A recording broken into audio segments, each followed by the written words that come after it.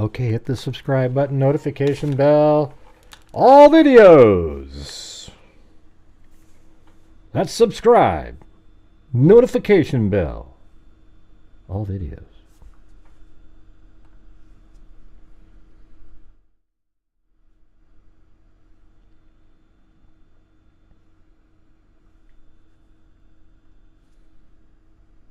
Hello and welcome.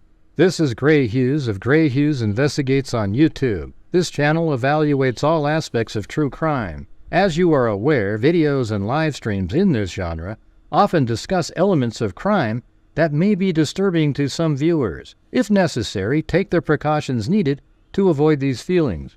Factual information related to cases is the key to fostering rational true crime discussions. Fortunately, you will find that here. Please hit the like button only once, share the video, and subscribe if you like my content. Thank you very much for watching. Thank you very much.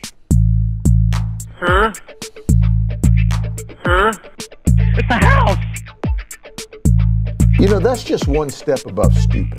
Have you lost the last 3 brain cells, or do you just have cabbage hear for what it brains? said? There's mosquitoes the size of bald eagles in that dadgum swamp.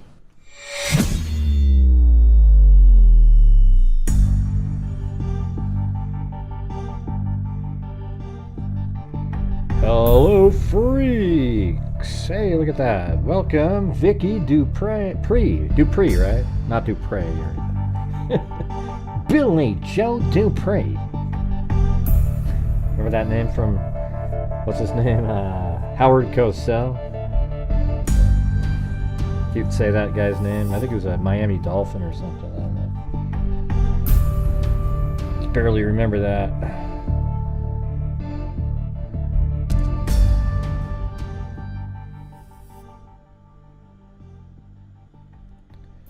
All right. Hey, thanks, Kathy Chapin. Julia Morales. Victory! Yeah. Man, you know what the worst thing in the world is, you guys? Drama in true crime. Okay? Because it just ruins it. I don't know what it is. It's not about you, okay? It's just unreal. True crime has nothing, it has no business having people infighting and for example, the case that we were covering yesterday, Amber's case. I mean, there's these people, they worked hard, the people built the website and everything. They're doing all this stuff and setting up stuff. But every time you talk to them, they're always complaining about the behavior of the family. And then the family, is like, wow, what's going on? And I don't know, man.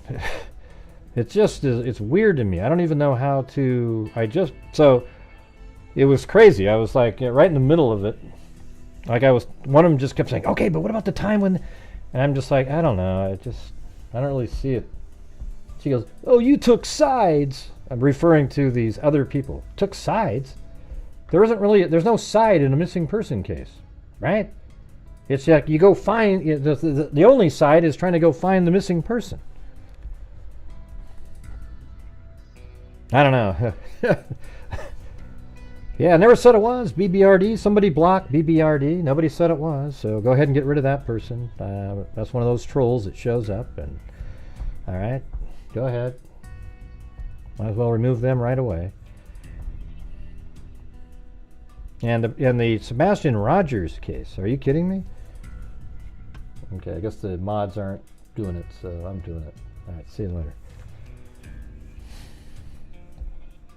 Yeah, so the, Sebastian Rogers, are you kidding me? Look at now, it's like JLR versus the United Cajun Navy.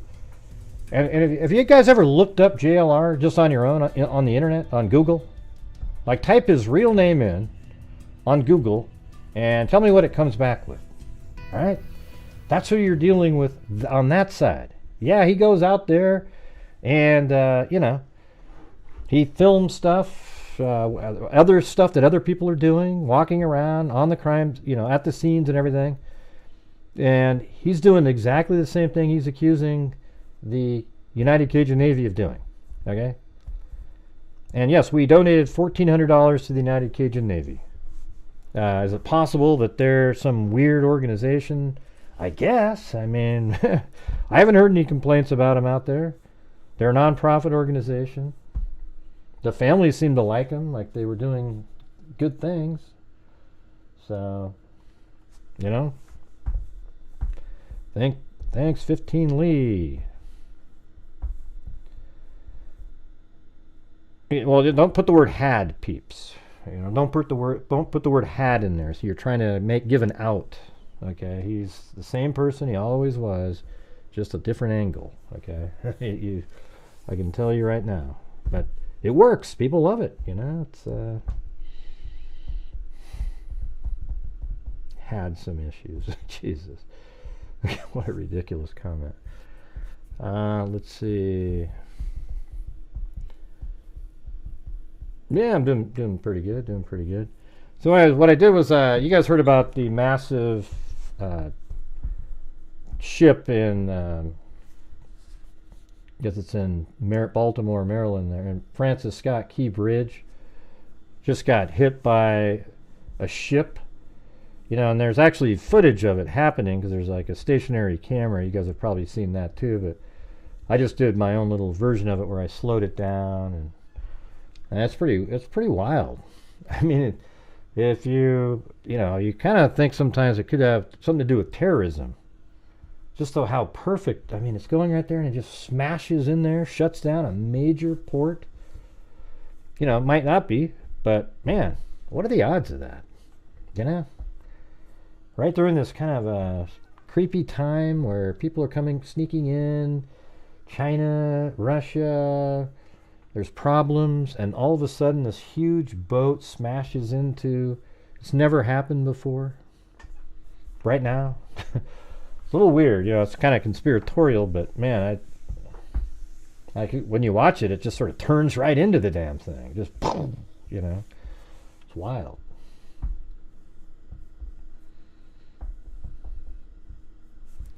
Anyways, let's see, what are those guys doing? Must be waiting for something to eat, like usual.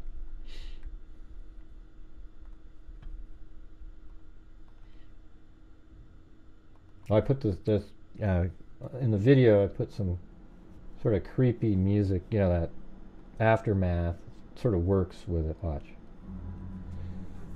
If I sped it up 700% right here. Well, you can't see it. Hold on. Get it back there. Welcome, 15 Lee. There you go.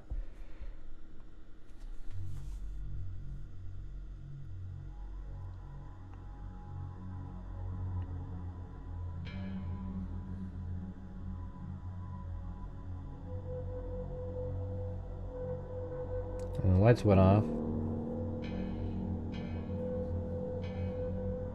And then they came back out again, and the smoke starts coming out of that thing up above, and then it just goes right into the pillar. I mean, come on. It's ridiculous.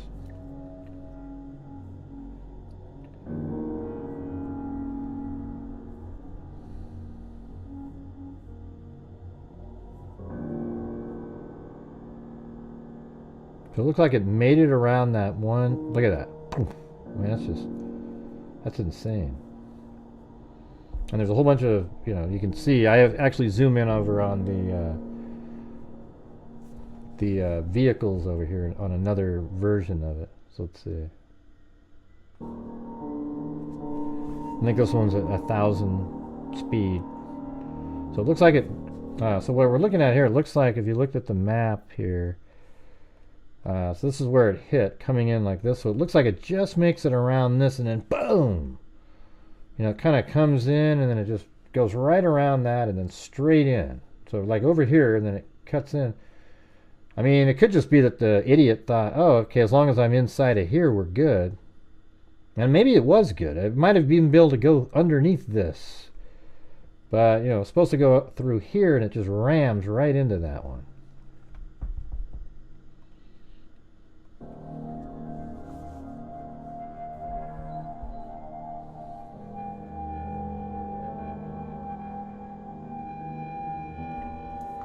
Yeah, we saw that, Jill. I said that.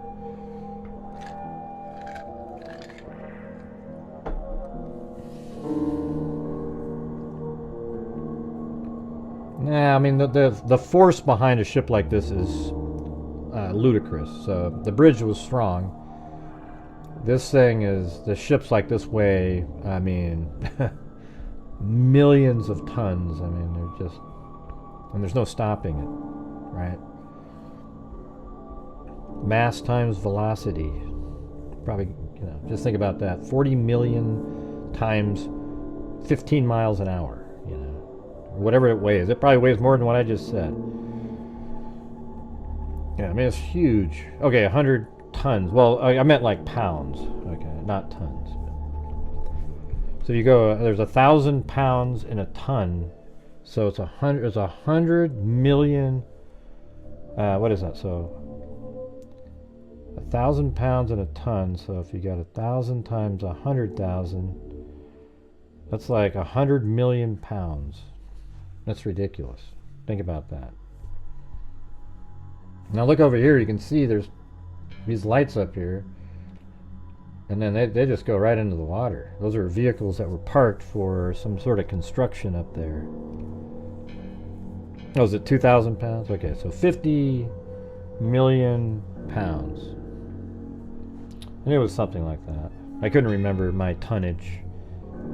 Yeah, if one more person types 2,000 pounds, then I'm going to put you on timeout. Okay. Here comes Zozo. Here comes Zozo. You know it. So 50 million pounds on that ship. Think about that. That's insane, right? I think this one's at 5 times right here.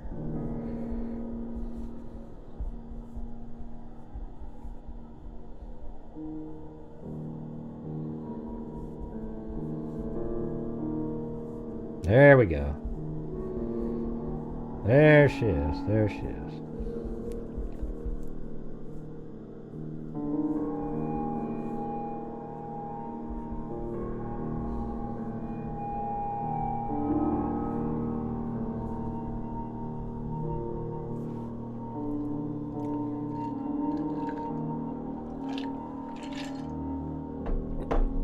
I knew that.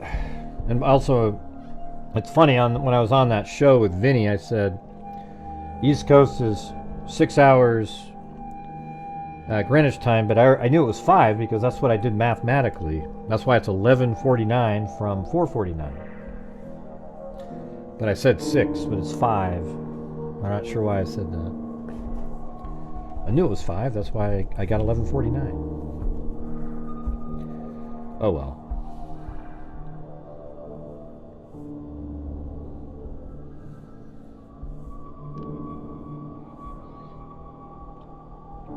Thanks, Linda D's. Why would I put you on timeout?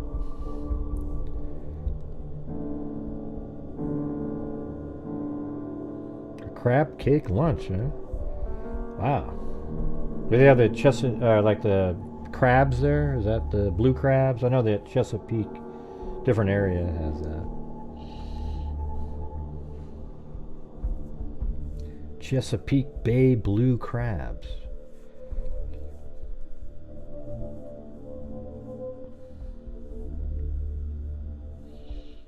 I mean, this is just going to shut the city down. What the hell are they going to do?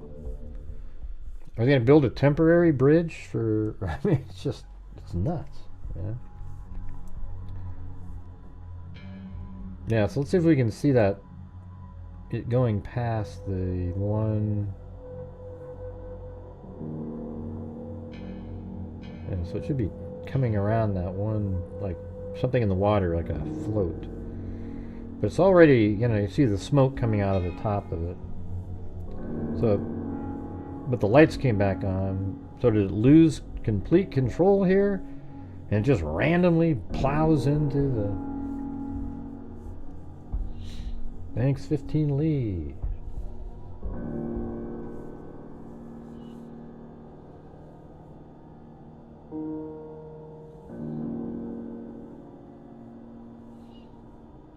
Yeah, what did they say? How many cars? Something like 30,000 vehicles a day drive across it.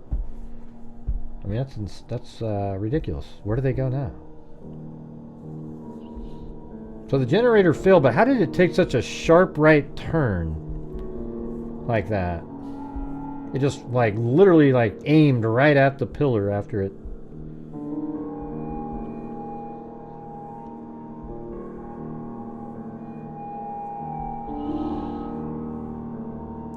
But why did it turn so sharply? Wouldn't it just drift in the direction it was going? It seems like it would have went right under the bridge if it had done that. I heard about the Mayday call, and they went up and stopped people from going on the bridge, which is pretty amazing. That means he's probably already called Mayday like, you know, a minute ago on this slower version here. And then they went and stopped people from crossing the bridge. I mean, look at how lucky some of these people are here. Look at, there's like a semi truck at one point up here, right here, I think. I think that's a semi truck. I don't know. It's hard to tell. But look at it. It's going over there, and they're just seconds away. I mean, they just got lucky as hell.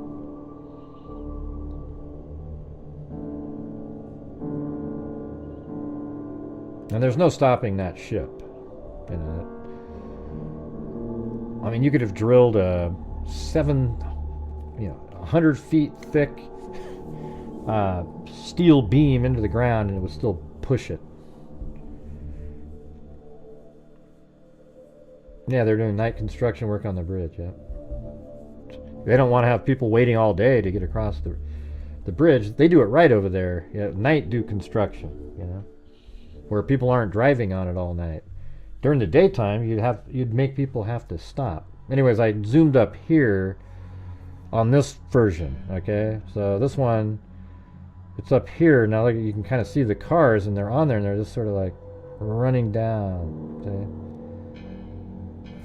It's weird how they all kind of stayed in place too on there. 96,000 tons. Okay. Yeah, so, you know, like I said before about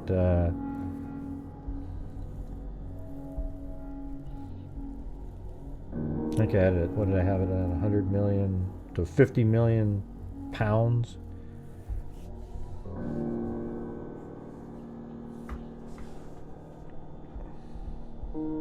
I know, me too. When you're crossing a bridge, you just want to get the hell off of it.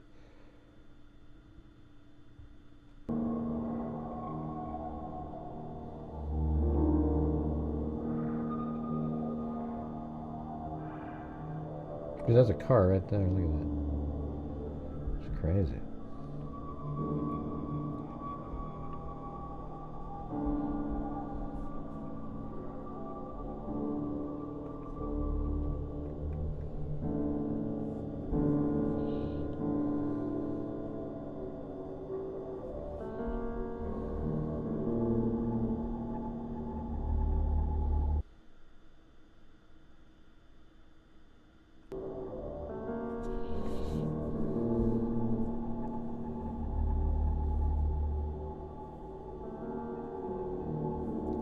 There it is.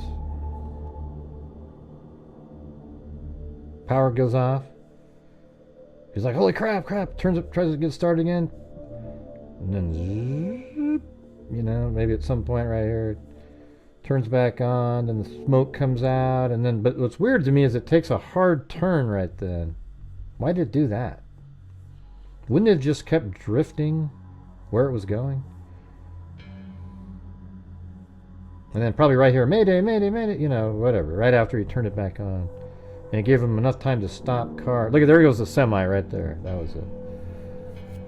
Semi truck, there should be two more cars coming across here. And it's right there. Look at those two guys. Boom. What lucky people they are. You know, they're just off the bridge. Yeah. And then, see, it tried to turn right at the last second. Like it didn't notice something. You know, I mean, it had a lot of movement to turn right at the end, but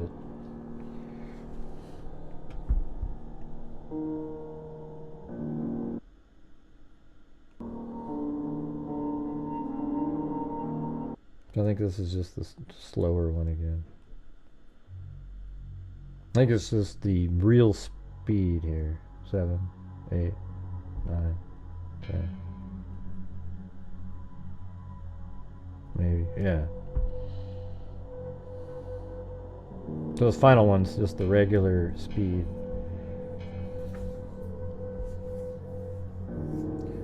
Alright, you guys, hit that like button. We have 773 people watching, but only 208 likes. That's ridiculous, alright? Unless 500 of you are trolls, you should be hitting that like button. So here we go. Hit the like button, hit the like button, 10, 20, 25, 30, 35, 40, 45, 50, hit that like button, 5, 10, 15, 20, 25, 30, 35, 40, 45, 50. It's the easiest damn thing to do in the world. Just hit the like button right when you show up. 5, 10, 15, 20. Alright, thank you.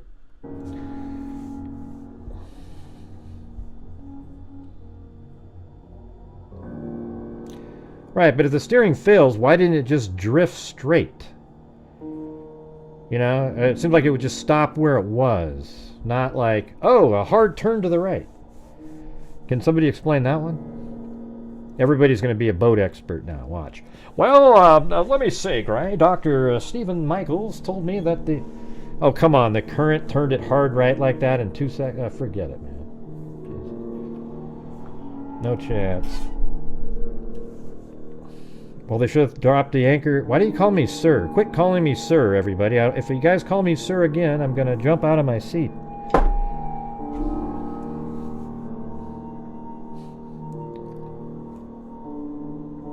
Hey, thanks, Tracy.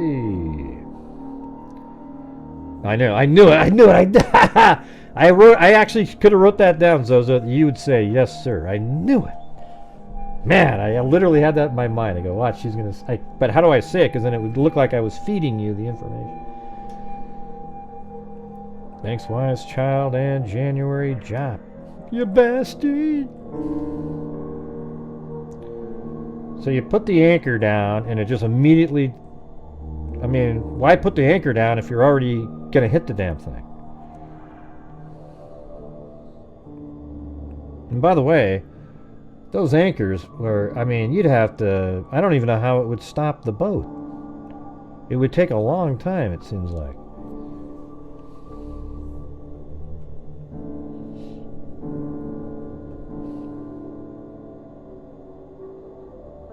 Oh, and then the lights went off again there, and came back on.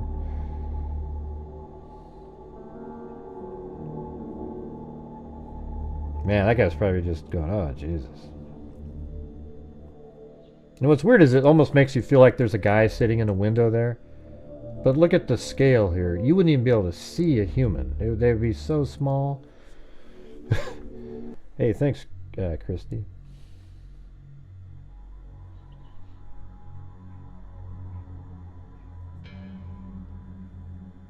Yeah, I don't know. I can't imagine. Because it tried to turn to the left right at the last second. I mean, you can see it when you speed it up. I mean, I heard that they did the anchor, but I mean, it's like, I don't know if that's what made it turn hard to the right. Although that would kind of make sense, I guess, if the boat's going like that, you stop the back end of the boat and then it sort of rotates, but you would slow the back end because it still had a lot of momentum going into that bridge to take it down.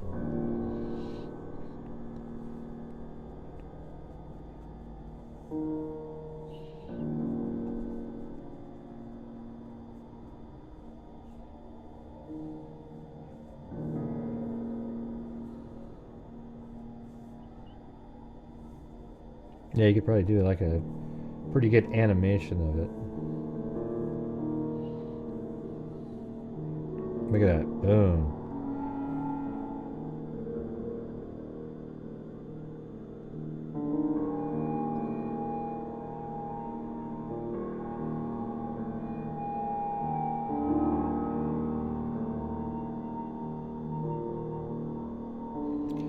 Like they should build bridges differently where there's segments that, you know, it would break apart and then leave the rest of it, so if you had to rebuild, you don't have to start all over, you know, from scratch like that. I mean, I know it looks like part of it stayed up. I don't know if they're going to keep that or start all over again.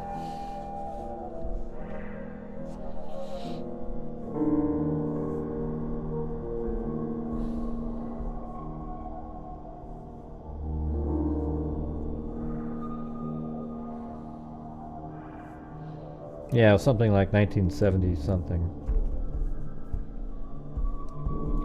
I guess it sort of makes sense if the anchor was thrown and it just sort of was dragging along and it just slowed the back down enough and then it pulled the front to the right and then at the last second tried to turn.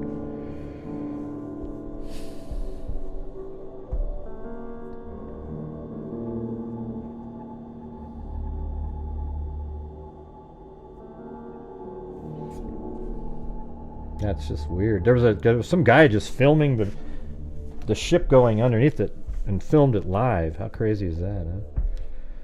Hey, thank you, Super Duty Mike 27.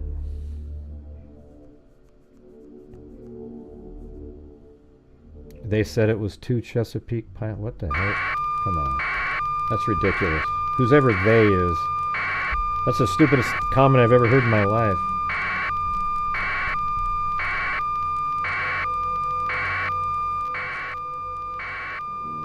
So it looks like part of it stayed up here. I wonder if they'll build from there. Yeah.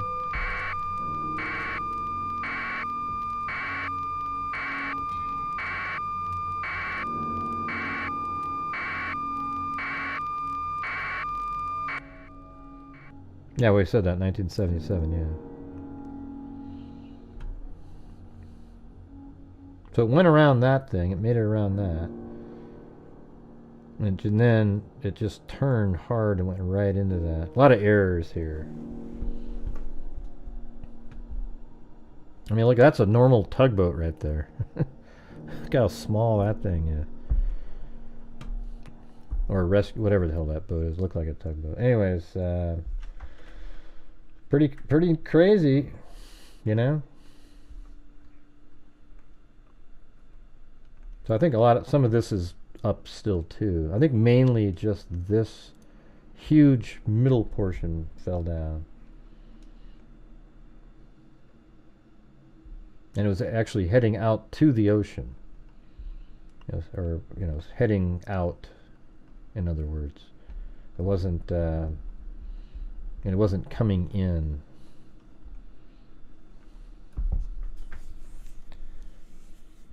Okay. Yep, fully loaded. The ship is either from Sri Lanka or Singapore. Right. I don't know, it just makes you worried about terrorism now. Just like, what are the odds, man? You take out a huge port, and there's all this weird stuff, but, you know, it looks like it could just be an accident. Technically. Just makes you think about that. Yeah, I'm not going to do a deep dive into where the boat's from or any of that stuff. I was just kind of showing you, you know, if you guys want to go dig around more into it, that's awesome. I'm just like, whoa, what the hell happened? And wanted to show you guys in sort of slow-mo and different parts of it. And that was about it. All right. So I'm glad you guys looked up all that information.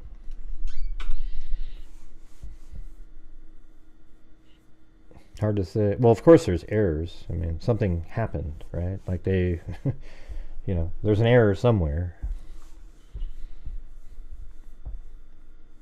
Mm-hmm. Right.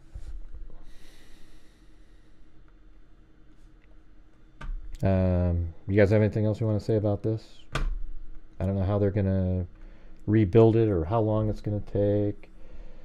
You know, if we wanted to as a country, we could probably rebuild that in 6 months or less. But we never do anything like that.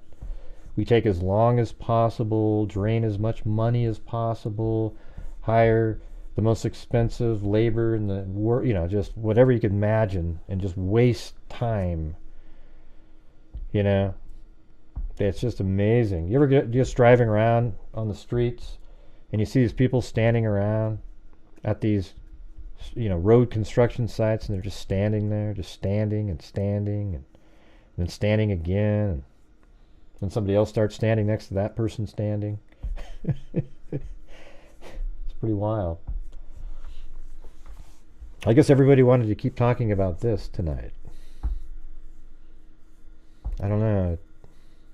Big Joe, yeah, he's got it, man. That's what he said. He's gonna get out. He's gonna pay. We're gonna pay for the whole damn thing, he said. Nobody else. No insurance. Nothing. Just us Americans are gonna pay for that damn bridge, come hell or high water.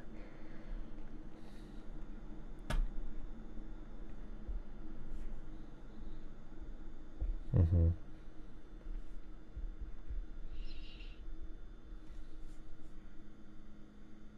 There's no updates with Amanda other than just there's a lot of drama going on behind the scenes. You know, the people are trying to, you know, build websites and so forth. It's just, I don't know, man. It's not how you do it. Never seen it before. Like, if you're going to build a Facebook group to help find somebody, the family should be, you know, but instead they're like all suspicious. Oh my God, the family, ooh, ooh, ooh, ooh, and it's just over and over and over again. And I don't know, I don't want to deal with that part. Okay? I don't want to discuss how you think somebody didn't act the way they should have acted, etc., etc., etc. It's just not how you do it. Yeah, they said that earlier, Plato, like 10 times. The drivers deploy tomorrow for recovering remains of the divers. Let's see. YouTube channel stream. I don't know what that means, Lily. Yeah, the video. There's a YouTube channel that streams live. I got it off of the. It's just filming the actual, port there with a live stream, and it filmed it happening. I think as it happened. Like if you were just sitting there watching it, bored out of your mind, you would have seen that happen live.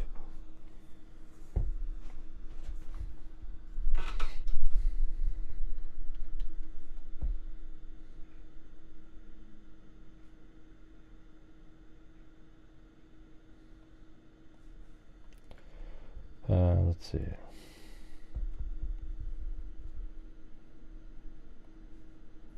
Yeah, so I was just playing everybody the video, kind of slow-mo, different shots of that one video, but zooming in, and it's crazy. The collapse might have been avoided if the piers were adequately equipped with blocking devices and said engineers. Okay, maybe.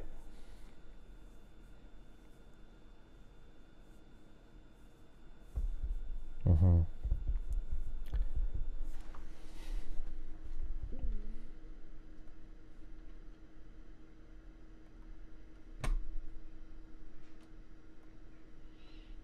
But anyways, what you guys want to talk about? I mean, I can open up the phone lines a little bit later, but I was just going to say about like Sebastian Rogers. There's no new information in that case, by the way.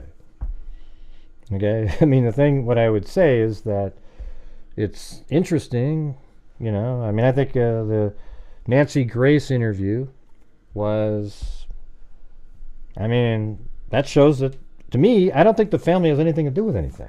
If any of them have something to do with it, just the fact that the mom's home makes it more like her, but I don't think any of them have to do with anything, right?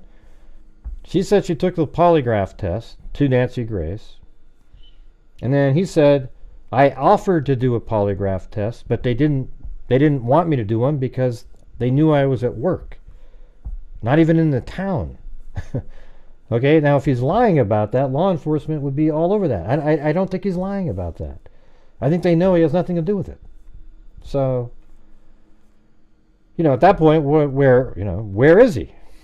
Okay, so you have all these people running around, looking, filming other searchers all day long, and then you have, it's one of those cases where it's overboard right now.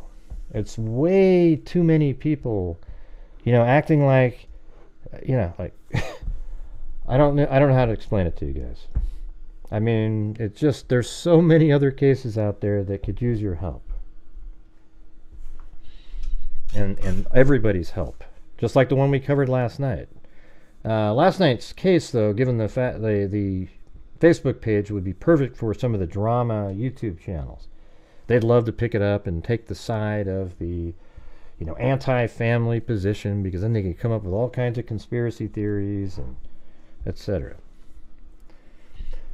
But you know, like I say every night on this channel, everybody, if you guys want to help support the channel, that would be great. We've got 833 people here. If you could hit the like button. But the channel runs basically, when we do the live streams, off of super chats that you guys send in, and then I also give away a lot of the money that I bring into the channel so that the channel itself can make a difference in the true crime community.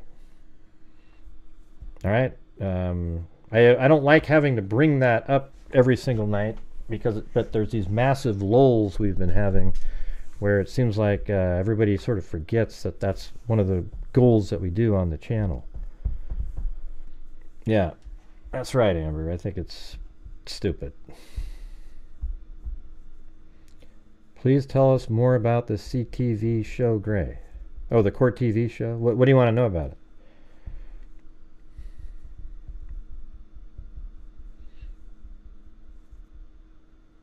Yeah, I mean, what do you want to know about the Court TV?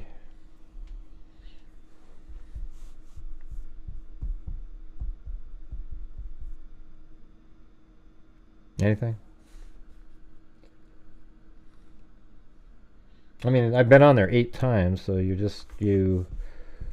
know, like they'll, in the daytime, they go, hey, Gray, you want to be on the show tonight? And I'll be like, okay, what's it about? Then they send me a list, like a little sheet that tells what they're going to be talking about.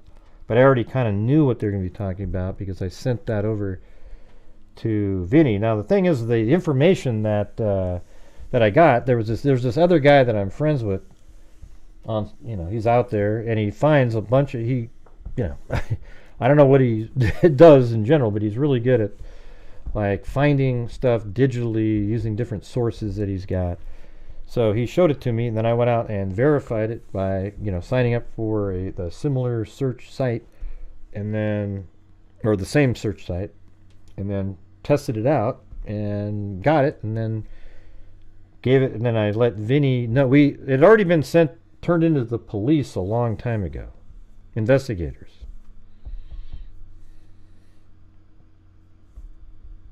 It was turned into investigators a long time ago, like 2.5 weeks ago. And so I just waited for a while until it seemed like, okay, they've had enough time to do whatever they're going to do. And then you just say, I mean, look at how Stephen Stearns is on, you know, Telegram, which is, you know, a thing that we don't really talk about is Telegram isn't really one of the main things that everybody's thinking about. You know, you think of like Instagram, Twitter, Discord, Reddit, blah, blah, blah. Telegram isn't one of the main names that everybody thinks of. And don't go, I do, Gray, I really do. I'm just, it isn't, okay? So the fact that he's using Telegram at 11:49 after the party,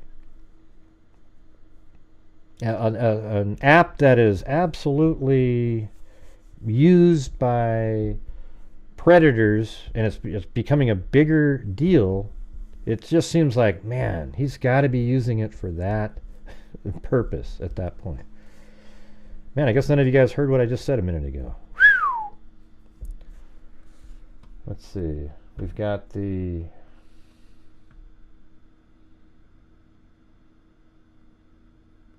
So this is what, if you came in early, Zozo said she sent me something, because they just, this was in one underneath the comment section. Spanish courts suspend order blocking Telegram, pending police report. Spanish High Court on Monday suspended its own order that was set to block messaging app Telegram's services in the country as it waits police reports on the impact the temporary ban would have on users. So it actually banned it, but then it lifted the ban, waiting for the courts.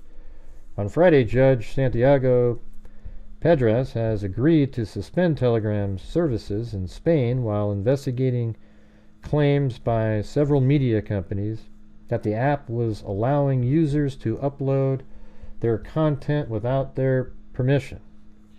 The suspension was due to come into effect on Monday, but Pedras on Monday decided to halt the order enforcement and instead commissioned a report by national police on Telegram's characteristics as well as the impact the temporary suspension may have on its users. Let's see what it says here.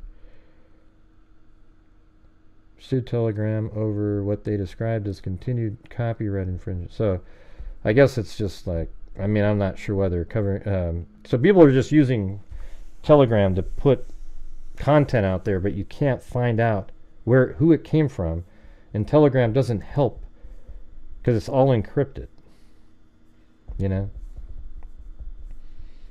But yeah, it just seems like there's a larger push against Telegram right now.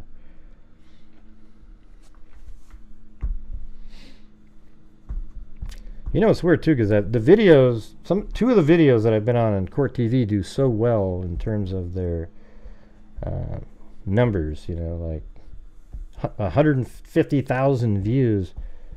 And man, when I put out a video, it gets like 10. You know. And then look at nights like this again. We're just absolutely struggling with 781 people, and it's just I don't know, man. I don't know. So anyways, I mean, that's the way the show works. They call you up and you be on, then I wear my earbuds, turn on my phone. That's what I hear the show with, but then they hear my voice through my microphone and then one of the video apps out there. Yeah.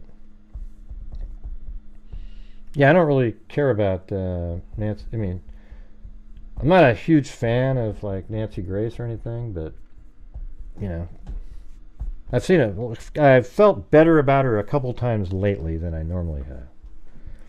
Hey, thanks, No for Show. I don't know what that is there. What the number is.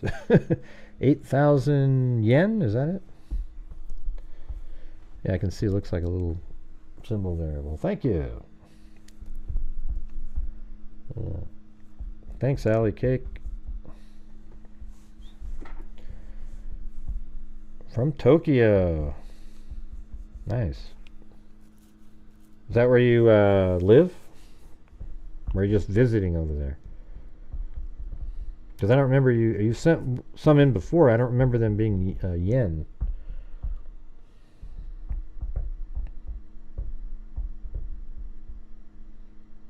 Oh, you lived there for 14 years. Nice.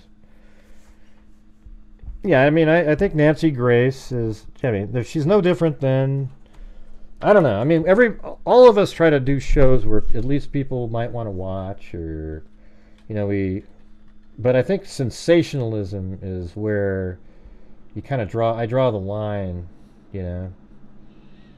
Like, everybody wants people to watch their show by putting out something that's interesting and maybe people want to watch it. But it's when you start, I don't know. I don't know how people can't see it. It doesn't matter. Even if you see it, you'll still watch it. So it's not even worth talking about. You know what I mean? So it's a waste of time.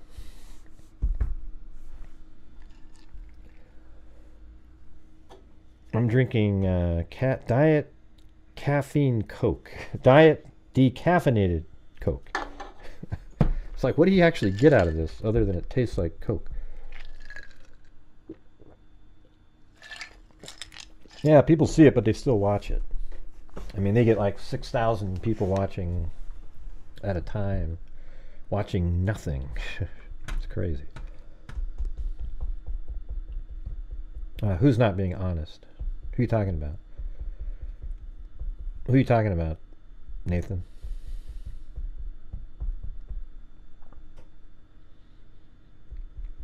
Maybe I should make decaf coffee.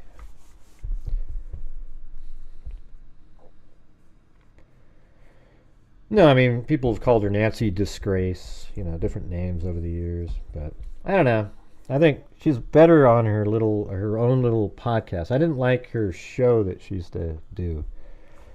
So I think differently about her now. I think she's better somehow.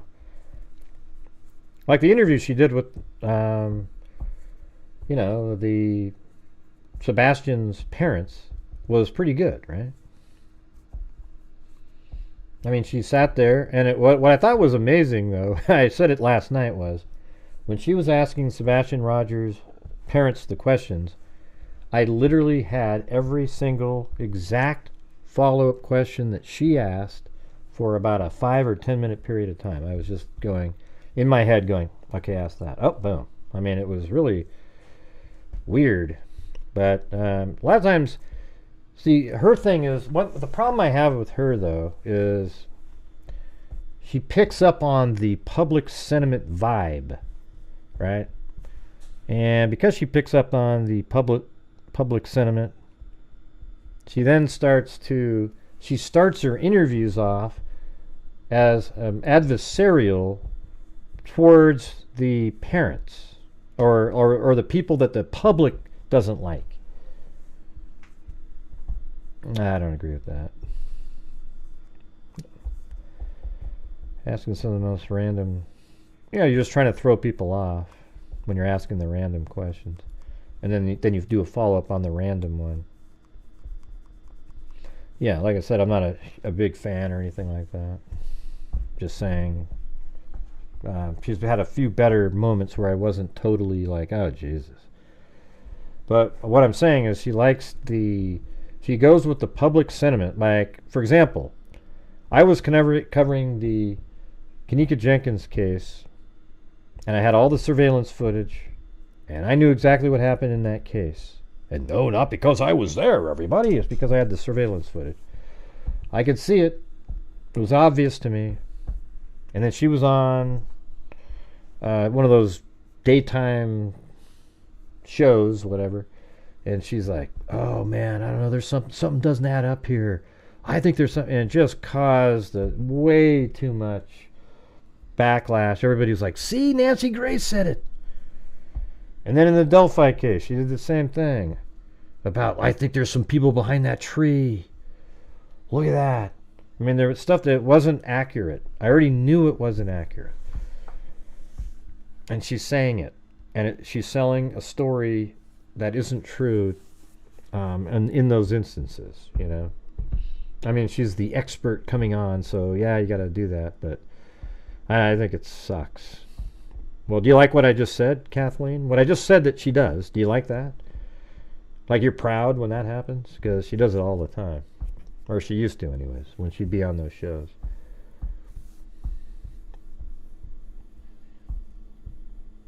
Mm-hmm. And Chiefs fans story? Oh, yeah? What'd she do in that one?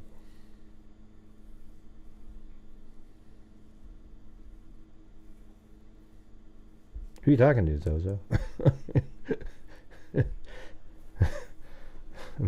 That went away a while ago. She said she was looking at child's picture. Yeah.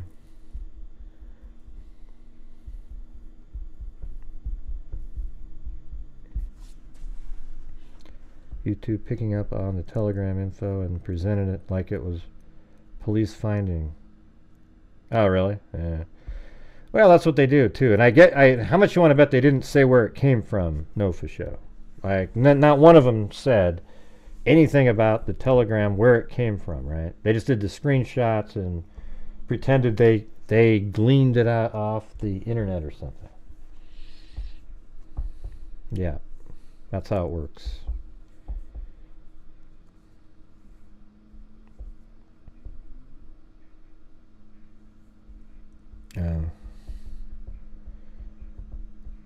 Mm-hmm. Not a single one. Maybe one mentioned Court TV. Yeah, there you go. Yeah. Just the way it is. Just the way it is. Anyone know what? You just typed in, anybody know? What does that mean? Anyone know? Anyone know? I know a lot of stuff. Cool. Hey, thanks, Lone Pony. Nobody knows what you're talking. If you type, you know what, monkeying around. If you don't type in what you want to answer, what you're asking, I'm going to remove you from the show right now. Because twice you've typed in, does anybody know? Guess nobody knows. Like we're all focused in on you. Like, what is monkeying around going to say tonight? Everybody watch. Yeah, we don't know. So type in your question again. You've wasted 2 of them now, and nobody saw it.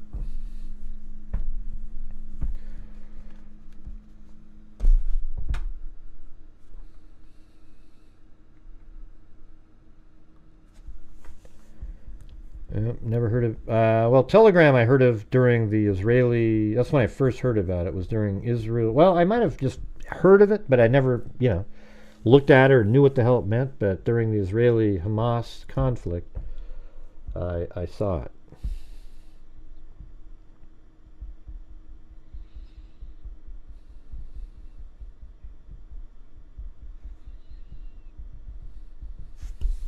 Yeah. Didn't the police say that those 2 lights aren't anything now? In the Sebastian Rogers case?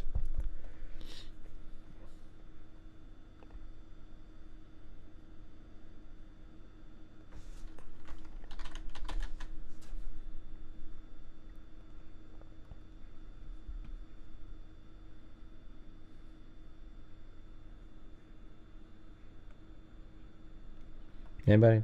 Anybody here? Anybody know? Anybody know? I guess not. Okay. I guess not. I'm leaving. I'm just not following the Sebastian Rogers case. I don't know. Whenever you see a case that has 17 million people covering it, then you know it's overkill at that point. It's like, there's just too many. There can never be too many, Gray, you bastard! Well, how can we... Okay, I get what you're saying.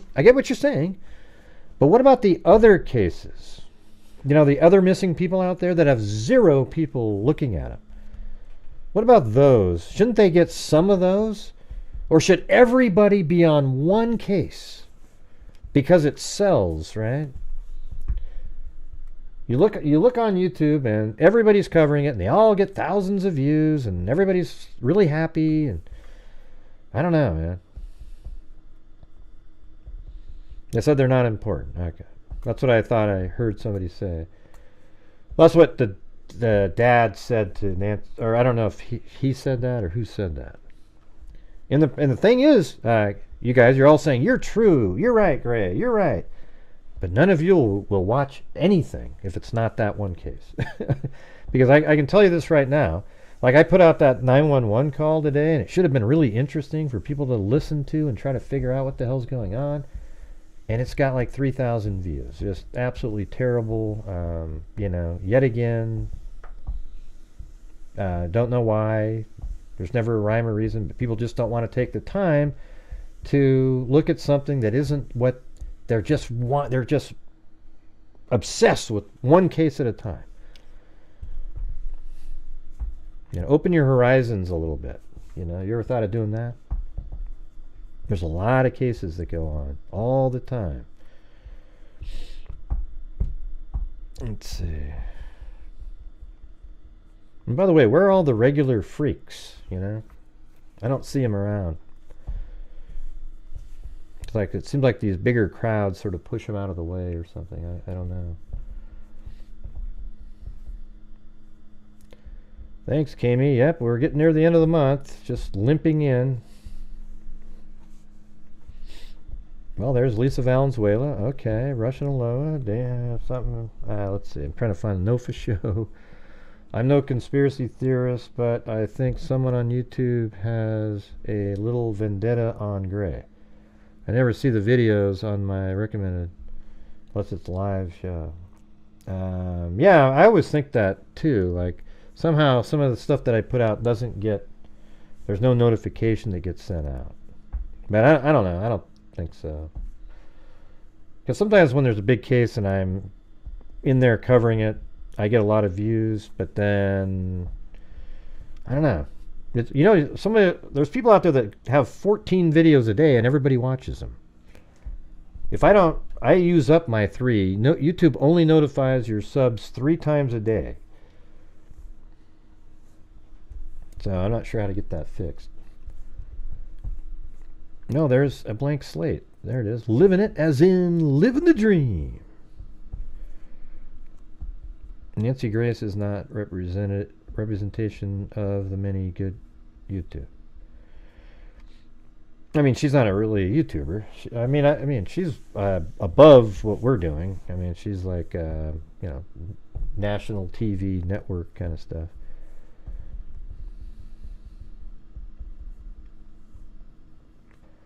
Yeah, unfortunately, you have to record a video of it, Zozo, of that happening, or they don't care. I was just saying, why can't a screenshot work? No, we need to see a video of it. We need to...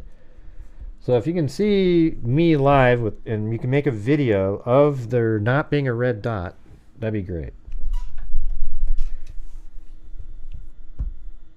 33 months for a blank slate.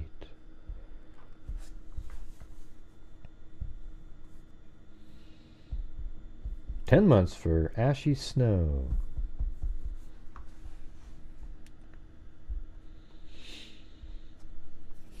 Yeah. So people are looking all over the place. One thing I would say is like, the Cajun Navy or United Cajun Navy, what are they going to be searching? They're going to load ships into these ponds over here, or what? I mean, that's one of the things I was looking at. Like, I mean, there's a river over here you could look in, but there's nothing that really indicates that. I mean, they're in the area. Why not head over there, anyways? Welcome, Carol Ann, and hey, look at that. No for show gifted 5 memberships to Lone Pony, Lean on Me, Cat's Addict, Nomad Beads again, French Fry.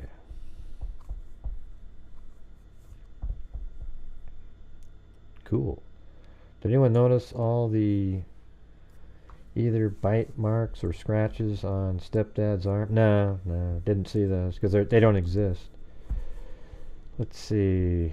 33 months for Daryl Montgomery, who's hiding in the background all the time. Let's see.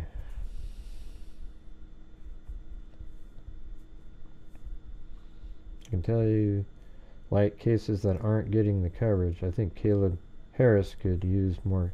I keep having people mention that one. I'm over the... Yeah. Karen, I'm not doing Karen Reed. I mean, we did that one day. We kind of know the basics of it, really. And, although I'm highly interested in Madeline. Yeah, Madeline Soto, we're still waiting to see what the charges are, the probable cause document. I think that'll be really interesting. And once the probable cause document comes out, this is the place you're going to want to watch. Okay? Because when I do it, we'll work through the whole thing and have it all mapped out, and you'll know exactly what happened. It's not going to be just somebody reading it and not knowing. Like, we've gone over, like, the Brian Koberger, the Delphi case, and many other cases. We go through the entire probable cause, and we map it all out with, pinpoints and everything, and by the time you're done, it's almost as if you were there yourself. Thank you, Nathan.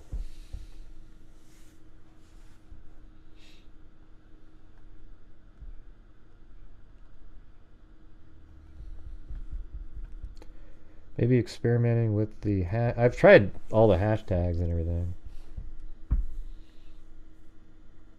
I do it all the time. Every single video that I put out has hashtags in it. Yeah. That's what I've been trying to do. It doesn't work. I mean, you'd think the 911 video from the day, maybe I need a different, I guess, thumbnail where it says, a shocking 911 call. Doom. And then maybe people will look at it. Oh, cool. Yeah, I mean, I thought I did. I mean, how do you guys think I did on that last Court TV one? Because every time I'm on there, I'm always thinking I'm moving my arms too much, or I'm like looking around. I don't know. I feel weird sometimes. Feel a little strange.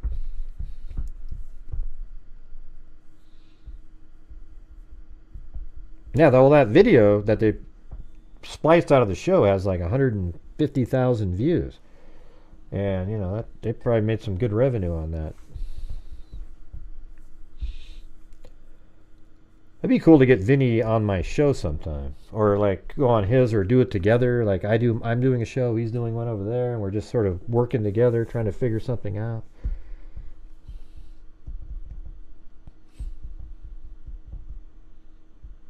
I think that'd be pretty cool. Yeah, it's fun just to kind of talk with, you know, just work through. I mean, like he, you know, after the show he goes, "Hey, that was a great conversation." That's kind of what it was. That was the first time on there that I've had that, where it's a conversation, you know. The other time was with the longer one like that was the Idaho 4 case when we were working through the 4 loops. That's one of their other huge videos that they have. It's got like probably over 200,000 views.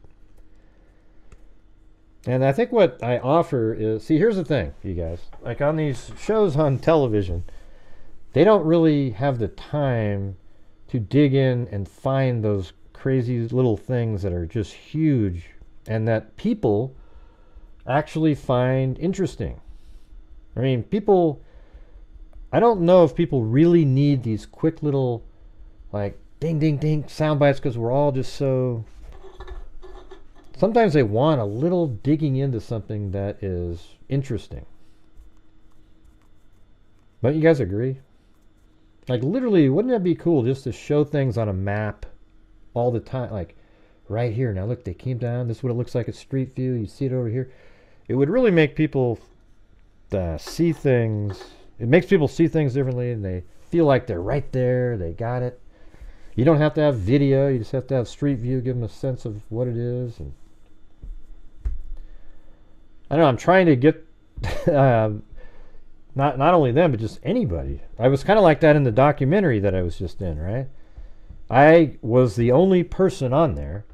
You know, I didn't have the biggest part, but it wasn't a tiny part. I actually had one of the last segments in there. And I explained, you know, why Richard Allen, the 3 girls, etc., that saw him, why he's trapped in there. And people that watched said, "Man, you were the only one on there that actually..." Because the rest of them were just, it was like a gossip hour. They're just talking about, you know, how so-and-so's, they think this guy's the killer, etc. And, you know, they've got a guy arrested who's already confessed multiple times.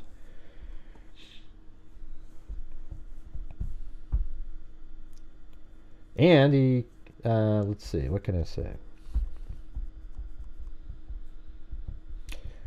Well, there might be something interesting out there in regards to a confession that Richard Allen made, and the Weber son driving home in his white van. So there really was a van down. Just it was on the road there, the private drive. Hey, look at that, Ashley Hansen, 29 months.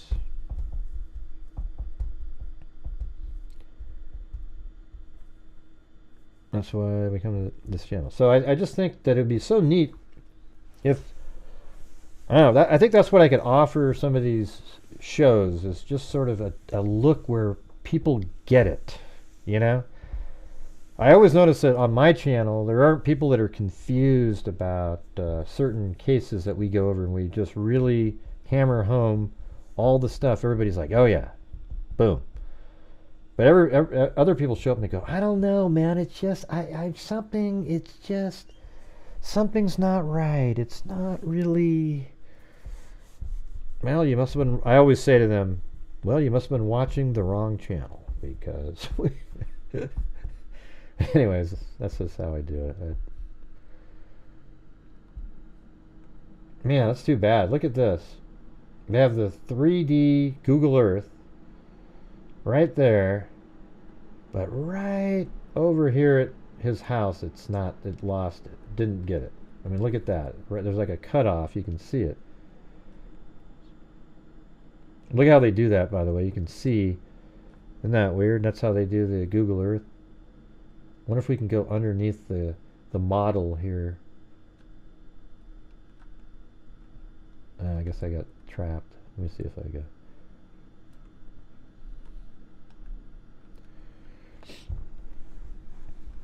Thanks, Danielle. Like a professor, but yeah, people don't like me though, because sometimes I'm strict like a teacher. Like, what the hell are you talking about? That has nothing to do with that. So a lot of times, if you watch Vinny, if you go underneath the, like when I'm on Court TV, for example, what happens is all these trolls, and then other people that just don't like me, they always think it's a great time to type in, "Why do you have gray on? Man, he's an ass to everybody." One lady said, he's a hole. He's a hole. Spelling it W-H-O-L-E. And I said, it's asshole, actually. And I don't know. It's hilarious, though. They take their time. They just can't wait to type. They're hoping that somebody over there, but I've already told them about, all these people that follow me around to each place to trash. And then I also said that I have criticized them, because I've criticized Vinny and Court TV over the years, and not in the last couple, because I hadn't really seen it. And then once I sort of I was really paying attention to what's going on and realizing they don't have the time to really dig into everything. I just don't like it I didn't like this. When I knew something clearly all the way through and I know the facts, and like they would do a show, bring on somebody and none of it was, not none of it, but like a lot of the stuff was incorrect. That's what I didn't like. And it's not like, how do you know it wasn't? Well, because I know, like, how you know something, a factual piece of information. And so that was the times where I was a little bit frustrated. But I was talking to their producer, and it's like they're behind.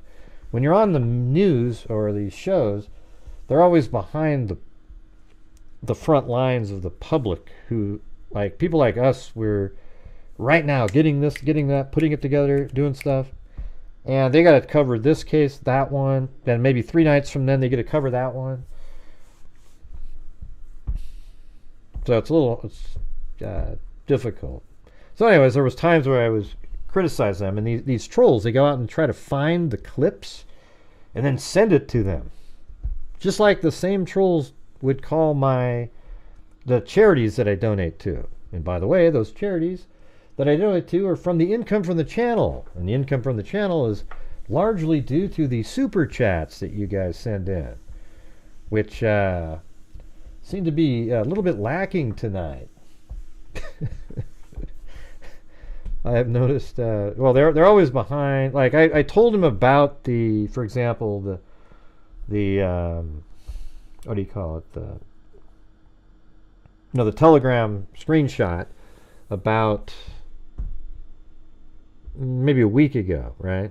But they already had all these shows that they had to, well, maybe not a week ago, about 4 or 5 days ago. But they have other things that were already scheduled, so they can't do it right then. But I was glad that they got it in, because I think that is an important piece of information. And that Stephen Stearns had at least 400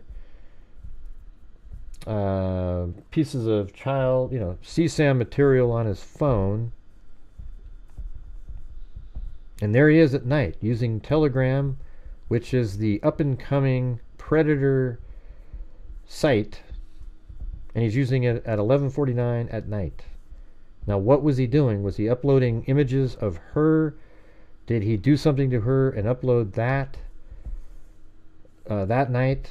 And if it is out there, there's likely no way to retrieve it or figure it out, because Telegram has never cooperated, apparently ever, with law enforcement. Everything's encrypted, and it's just. But you wonder, like, why is he using an encrypted site where nobody can find anything at that time of night?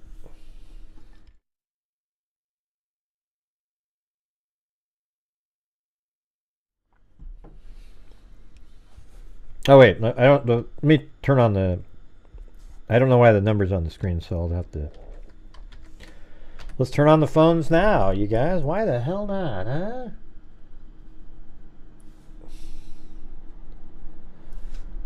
All right, here we go. We're doing it. Hey, look at it. No for Show helped out again and said, "Come on, freaks."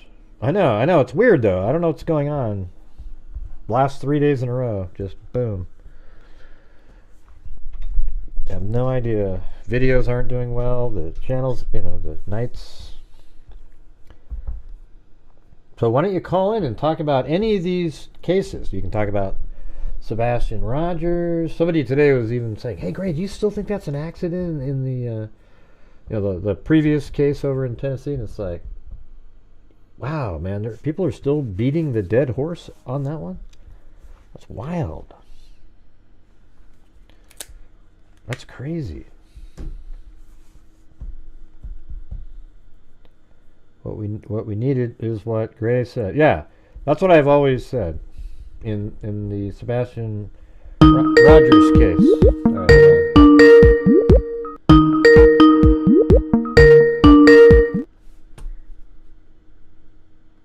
hello, 819. You're on. Hey, Gray? Hey, yeah. Who's this? Hey, it's No for Show. No for Show. Oh, it's No for Show. Tokyo. What's going on? From a long ways away. No for Show from Tokyo. Well, it's afternoon here, so it's fine for me. I just wanted to call in and say thank you for everything you do. You do amazing things for this community that really no other creator does. So I'm really proud to be part of the Freak family. Well, and thanks. cheers to you. What? Is that all you got to say? Come on. What else you got? What's that? I'm proud of being part of this community. I just wanted to let you know that. Oh, okay. Well, what do you do over there? And other people should also be part of this community. Well, I think a lot of people are proud. I don't know what makes it where, like up above you say, "Come on, freaks, let's go." I don't know what makes, like, tonight and we were doing really well the whole month. I think people and went, lead by example. They see other people. Yeah, maybe. I don't know. Maybe. I mean, some nights it's like that. Maybe. Some nights it's different, though. Mm-hmm. Yeah. What do you do over there in Yeah, it Japan? probably just depends on the case, to be honest. Yeah, I think that's really what it is. What do I do? It's the cases. Yeah. We have a delay by about probably 3 seconds. I'm a translator for the Tokyo Metropolitan Police. Oh, that's really? fine. That's okay. I understand. Oh, yeah? Is that... I translate for gender-based violence. Wow. The Tokyo Metropolitan Police. Do they have a lot of that going on over there? So I appreciate what you do. Way too much. Way too much. So. That's kind of an interesting job. Well, anyway. Well, no, you should tell us about it. I fell into it, Well, one of my friends asked me, like 10 years ago, if I wanted to translate for Tokyo Nursing University, and they didn't tell me what it was, so I said, sure, no problem. And then when I started the job, it ended up being about infanticide and domestic violence. So I was a bit put off, but I did the job, and I did the job well enough, I suppose, that the Tokyo Metropolitan Police said, we'd like your help. So, there's not a lot of women who speak this language that are foreigners, so. Why do they need I guess who are you translating?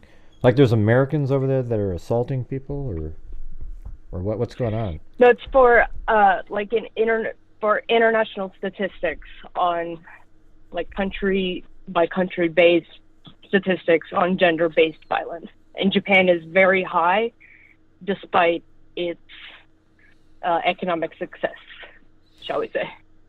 So they have a high rate of... a lot of Western countries are interested. So they have a lot of violence, very high. So they have a lot of like men are beating on women over there. A lot of domestic violence, a lot of infanticide, which is actually my specialty, which sounds really sad, but it is what it is. A lot of killing your own kids here. Wow. And there's a cultural argument to be made about it. So it's hard for foreign reporters to come in and get the data on it and understand where it's coming from. Well, it's the honor. The honor. I'm not trying to toot my own horn. It's kind of like the honor thing, right, over there, right? Like an honor. Yeah.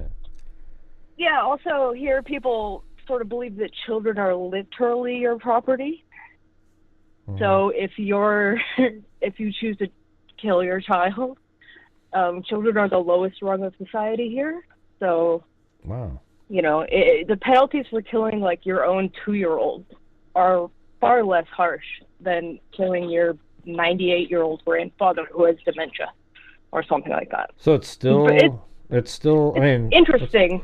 That's Japan? I mean, it sounds kind of weird. Like, all you see is these little cutesy little, like, you know, anime-looking people running around. You know, it's just kind of but that's what's going on in the background, right? Yeah, it's an image that other foreigners put out there about Japan.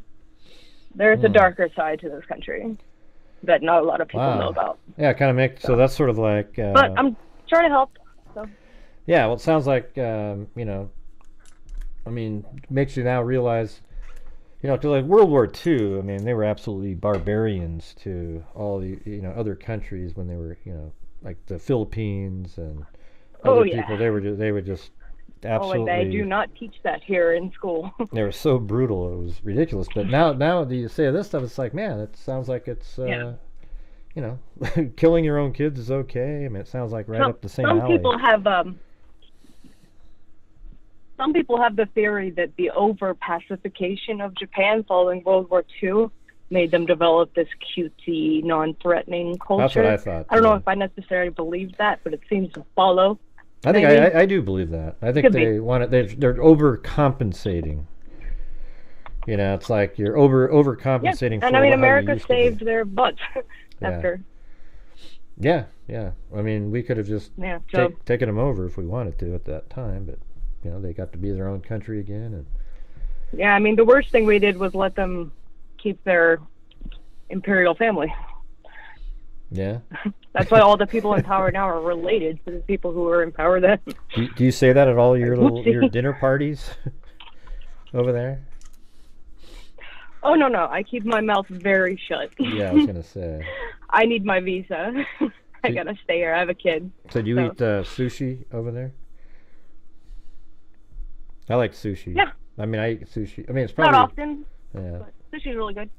But it's probably just over there. It's like drinking water almost, right? It's cheaper than McDonald's. Oh, is it really? So well, that's cool. Everybody here eats sushi. Yeah, that's really good quality. So cool. You should come visit sometime. Drinks on me. Oh, sushi on me. Bring your wife. Bring everybody. What's that stuff called? that drink? That clear sake? Yeah, there you go. Shochu. Sake. Sake is sweeter and shochu is more how did you learn Japanese, by the way? Like at school, just when I was like 13, my typical lost parents didn't want kids around during the summer, so they said, "What do you want to do all summer? Do you want to go to camp? Do you want to study abroad?" So every year I just chose to study abroad in Japan. My husband's Japanese, so after college I came here and I've never gone back. I've gone back, but not to live. Well, good. I hope he doesn't follow some of those other traditions towards you. So he sounds like he's a normal person. No. He lived in America for a long time, so he's very westernized. He's a good man. Okay. Well, let's figure out how long our delay is. Okay. So I'm gonna count to 3, and then right when I'm gonna say 3, you say 3. Okay. So here it goes. 1. Okay. 2. Yeah. 3. 3. Wow. You're like 4 seconds behind. That's why we keep interrupting each other. No. Ooh, I'm close. Or maybe 3 well, seconds. I'm also like 12 hours ahead. So. Well, that's true. You're 12 hours ahead, but 3 seconds behind on the call. There you go. So, anyways, well, thanks for calling in. That was technology interesting. works out. So. That was interesting. No, I'm glad to call in, and I'm glad to support, and everyone else listening, they should also support. I admire the things you do. Keep doing them. Yeah, well, thank you. I hope they support. Anyways, have a good one. Appreciate it. Well, there you go. I'll come get them. Be safe. All right, bye-bye. See ya. Yeah. I think she was calling on a wave, you guys. We're seeing a waterless wave. Let's see. That was pretty interesting. So anyways, the phone lines are still open here. Or they're continuing to be open. You can call in about any of these cases if you want to.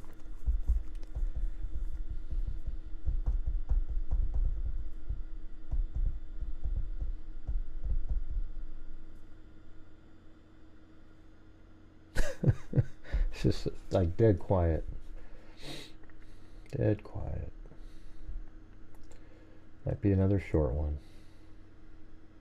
See, last night turned out to be 4 hours, and it was just brutal.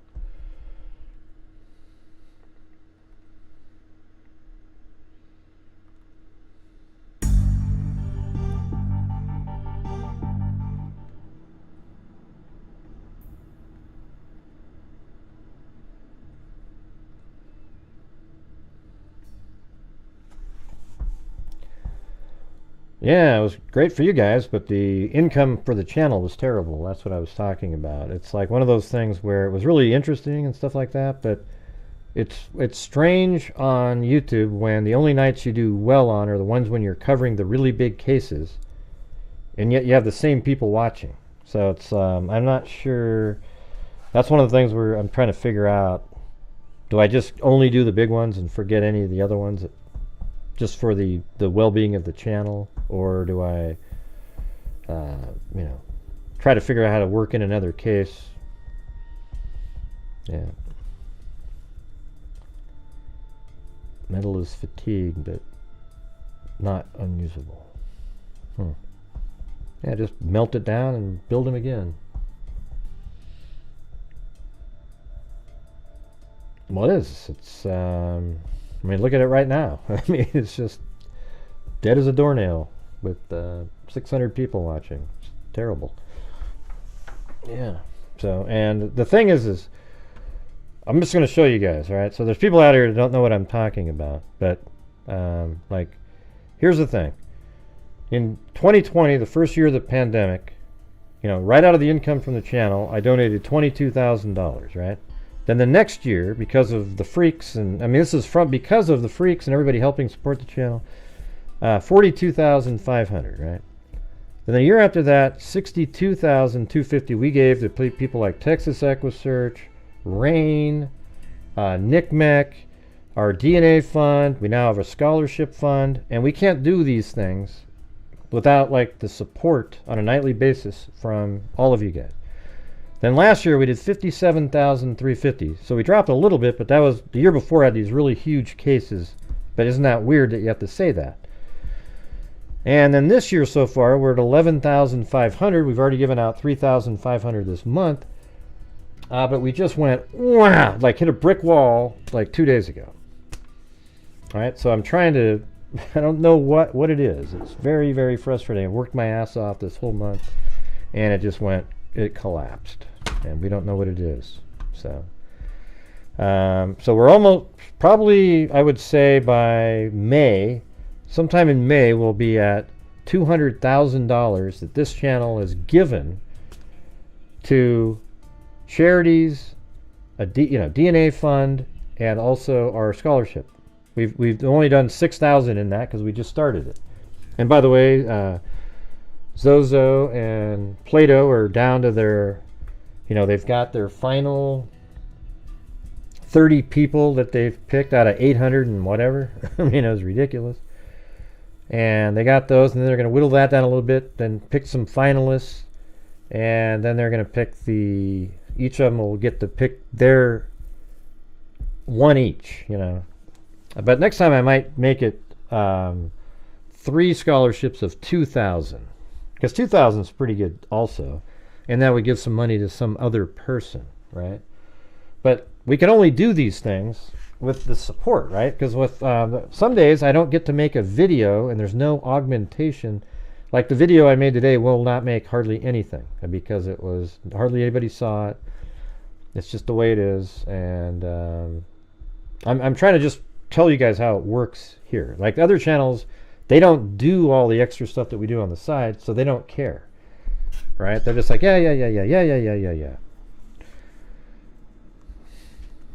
So anyways, thank you up there to Paulette Leonard, Valerie Fan, Kathy Chapin, Whiskey Boots, 19. Why, there's another one of those? It said Whiskey Boots 19. Is there a 1 and a 2 and a 3 and a... then Peter and Tara. So thank you guys. Appreciate it. And so a lot of people don't like that element. Like they're like, oh, I don't like it. Gray's always... He's trying to get the money, bring in the money. Yeah, there needs to be income to support the channel and do these amazing things that we're doing. All right, it's hard to, I don't want to get to a point where I got to keep, like, just to make it worth my time doing YouTube, keeping everything. I don't want to do it that way, okay? It sucks. You know, you want to have a YouTube channel that makes a difference out there. I think we make a big difference. I think we factually put cases together in a rational way, where the information is respected by people, even if you don't like me, whatever. I don't give a shit if you like me or not. But if you don't like me, at least you know that the information I'm putting out is accurate and I make mistakes here and there. Like, for example, when I was on Vinny's show, I knew it was 5 hours time because I switched it from 4:49 to 11:49, but on the show I said 6 hours. You know, it's just a verbal error, but I knew it was 5 because that's why I came up with 11:49. Hey, thanks, Kit. I wanted Vinny to introduce you as donating. I know. I mean, one of these times it'd be cool if they would say something like that. But all the trolls think about is how, because I do on a nightly basis, I try to get people to help support the channel because I know what it takes to do what we're doing. And then there's nights where I get sort of frustrated. You know, maybe I'd like it if I didn't feel that way, but I just do. You know, it's I'm a human being, so that's just kind of the way it is. All right, here we go. All right, 7:05. You're on. Hello. Hello. Welcome to the show. There is no time to say goodbye. Hello. Hello, my name is Belle, and I'm following from North Bay, Ontario, Canada. Oh, that's great, eh? Yeah, it's great to see you on again. I haven't seen you in quite a while. Well, cool. So what's going on? What do you got? I am just prayers. I'm sending prayers and loving wishes out to the families and all the workers In the for ship. the bridge collapse. Yeah. Yeah. Absolute nightmare. I mean, it's not something you would expect whatsoever. Just out of nowhere. I know when I saw it, it was just like I was so lost for words. Yeah. And during the search and rescue that I've been seeing on TV, and I just want to reach out and help so bad, but 3 years ago, I was hit by a drunk driver, and I'm now wheelchair bound, and I did search and rescue for 17 years. Wow. I mean, so are you doing okay, at least? I mean, other than that? I mean, I don't know how to word that. I mean, it's like, if you're wheelchair bound, it's not like, oh, you're doing fantastic, but... Yes, I am, and I just wanted to say that it's great having you back. It's been, when I saw you, it's like, oh my gosh, I have to call in. Well, good. You haven't been watching the show lately, or? I have been. I'm just finishing up university, and I'm also taking some time off of work. I'm on a 2-week leave of absence. Oh, nice. What are you studying? Law. Law? I'm studying business law. I mean, are you trying to become a lawyer, or what? Yes, I am. Oh, really? Wow, that's awesome. Man, Yeah. see everybody right there. Boom. That's what I always tell people. Everybody's always saying, I don't know, I'm too old or whatever, I can't do it. And anybody can do whatever the hell they want to do. You know, the thing is like I always use this as an example. I think it was Ann Landers, this guy said, hey, listen, I'm 40 years old and I want to be an attorney, but I'll be 47 by the time I'm done becoming an attorney. And Ann Landers said, how old will you be in 7 years if you don't go to law school? And it's like, oh, that's a good point. I'll still be 47, but I just wouldn't have done it. You know, so the thing is anybody can do whatever the hell they want, right? Don't you agree? I had made a pact with somebody who had passed away a good number of years ago. I followed in his footsteps. I said the same thing. I'm too old and there's no way I could do it. And sure enough, I did the 5 years of law school. In my 4th year, yes, it did started to get really hard, and I was thinking that, oh my gosh, I bit off more than I could chew. But somehow, some way, it's like there was a light at the end of the tunnel that said, you can do this, you can do this. And sure enough, I graduated with honors. Well, you're awesome, you know? And thank you for your service prior to that, but look at you, man. You're very welcome. You got put into thrown into probably some tough life circumstances, and it just went boom, and charging ahead and did something anyways. So how much more do you have to go in school here? Yes. How much more school do you have? I have overcome the drug and alcohol addiction. Wow. And I have forgiven the man that had hit me because I am now paralyzed from the waist down, but I will not ever give up my willingness to help out in any situation possible. I work for Baysar here in North Bay, and when they need somebody, I'm there. I may not be able to walk, but I can still swim like a fish. Well, there you go. Yeah, once you learn how to swim, your legs aren't really as important for swimming. You can just kind of let them drift around and use your arms. Yeah, I used to do butterfly, and I remember. I mean, it makes you go quicker, but I remember my legs just kind of went on for the ride, and I was thinking, man, if I ever just had used them to kick, I probably could have, broken, done really well later, but I didn't do that. But anyways, wow, so when are you going to be done with school? I am actually going to be finishing up after Easter weekend. After Easter. Well, good. Well, then, you have a job already lined up? Yes, I do. Well, look at you. Well, call back in again and give us an update. All right? Okay, I definitely will. All right, you're awesome. Okay, thank you. Well, thanks you for calling as well. in. Bye. Right. Bye-bye. Yeah, that was cool. All the way from Canada.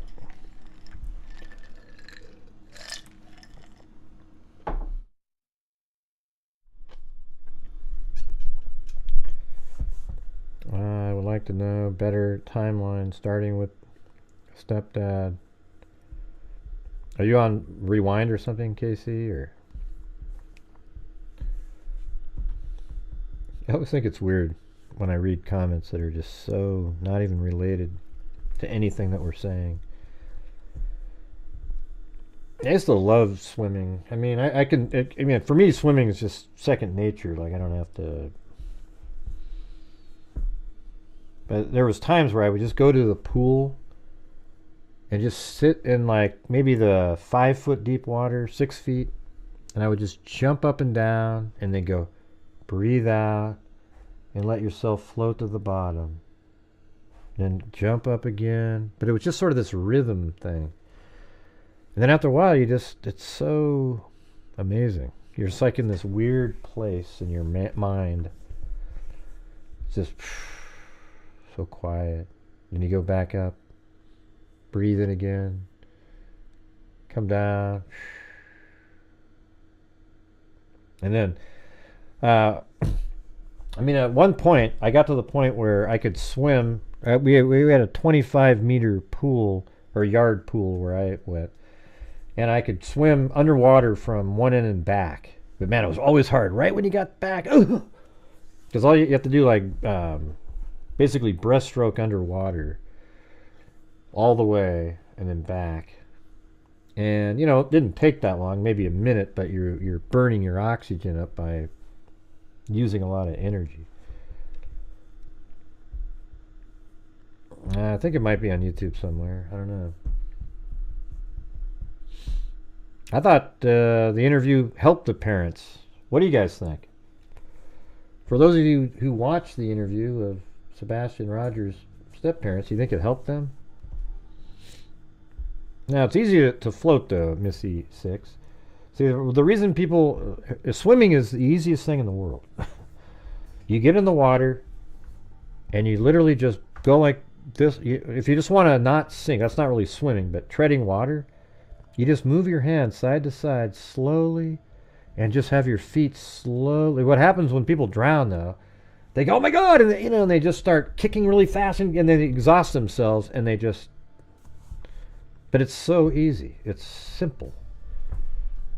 So if you ever, I mean, I don't know, if you can swim, you can swim. But if you've never swam, you'd probably have like, you'd panic and start moving too fast. And but just try to remember, if you're ever in a situation where if you're in the water, just move your legs slowly and your hands slowly.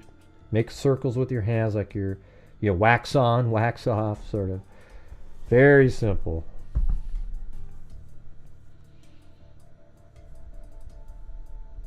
Yeah. So, anyways. Man, look at that. How long ago was that? That was way up there by No For Show. She said, come on, freaks, no more lulls. And after that, it proceeded to be about 15 minutes of lulls with absolutely zero. But hey, thank you, No For Show. Thank you. Man, I feel bad for her. It's almost like Amber Maiden when she tries to do a wave and nobody follows.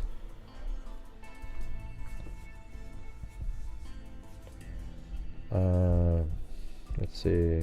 Sean, where are you getting the news? Who are you talking to?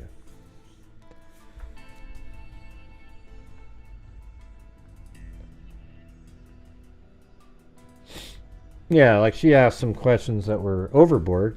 But I thought the parents, by going on there, actually appeared more innocent. I mean, I never thought that they have anything to do with it, to be honest with you. But, they...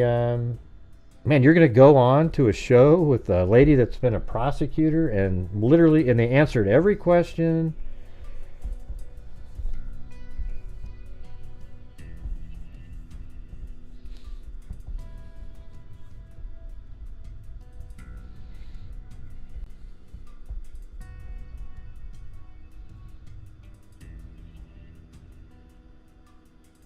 That's weird.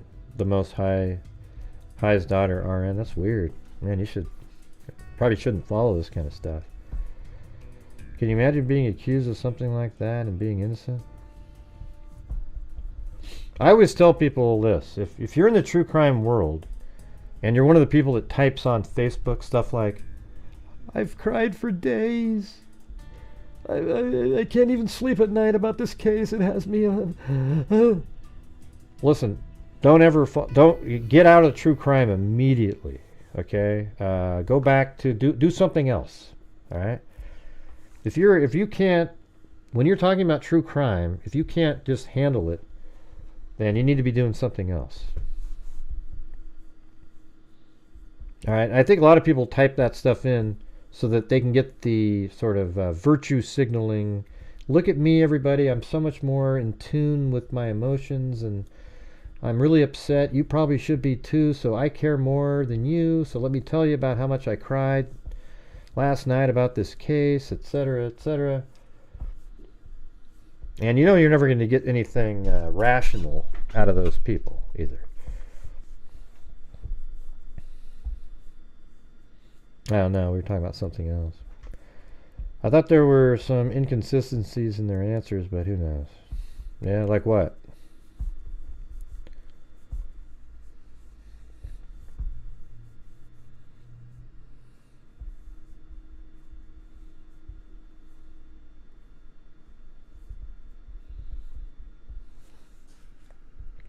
Well, it sounds like you guys are just talking amongst yourselves, so I'm going to call it a night, make it a shorter one. It's just turned into a... I mean, there's just nothing... You guys aren't even... It's not even a conversation here. It's just back and forth.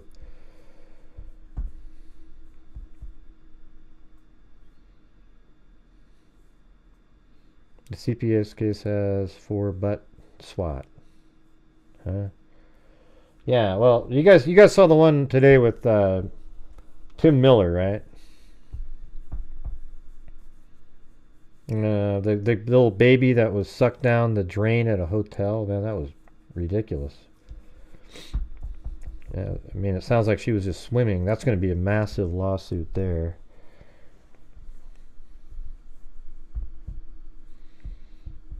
Yeah, there's like a swimming pool, and a family was at a pool, and they got Texas EquuSearch out there, and it was in Houston, and then this pipe in the pool sucked her up, and then, you know, they saw her on video disappear, like in the pool, didn't come out, so then they put a camera up a pipe, and she was like 20 feet up this suctioned pipe.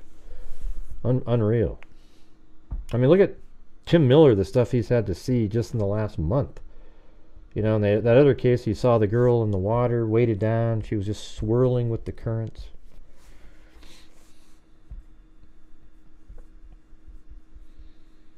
And then they put the camera up the pipe and see her way up there. And then they, I guess, had to get concrete cutters, break it out, etc. Okay, hold on. Hello? Hello? Hello. Hello. Hi, Gray. This is Kathy Chapin. Hey, Kathy Chapin. What's going on? Well, hi. I'm doing well. I guess I'm just kind of coming on.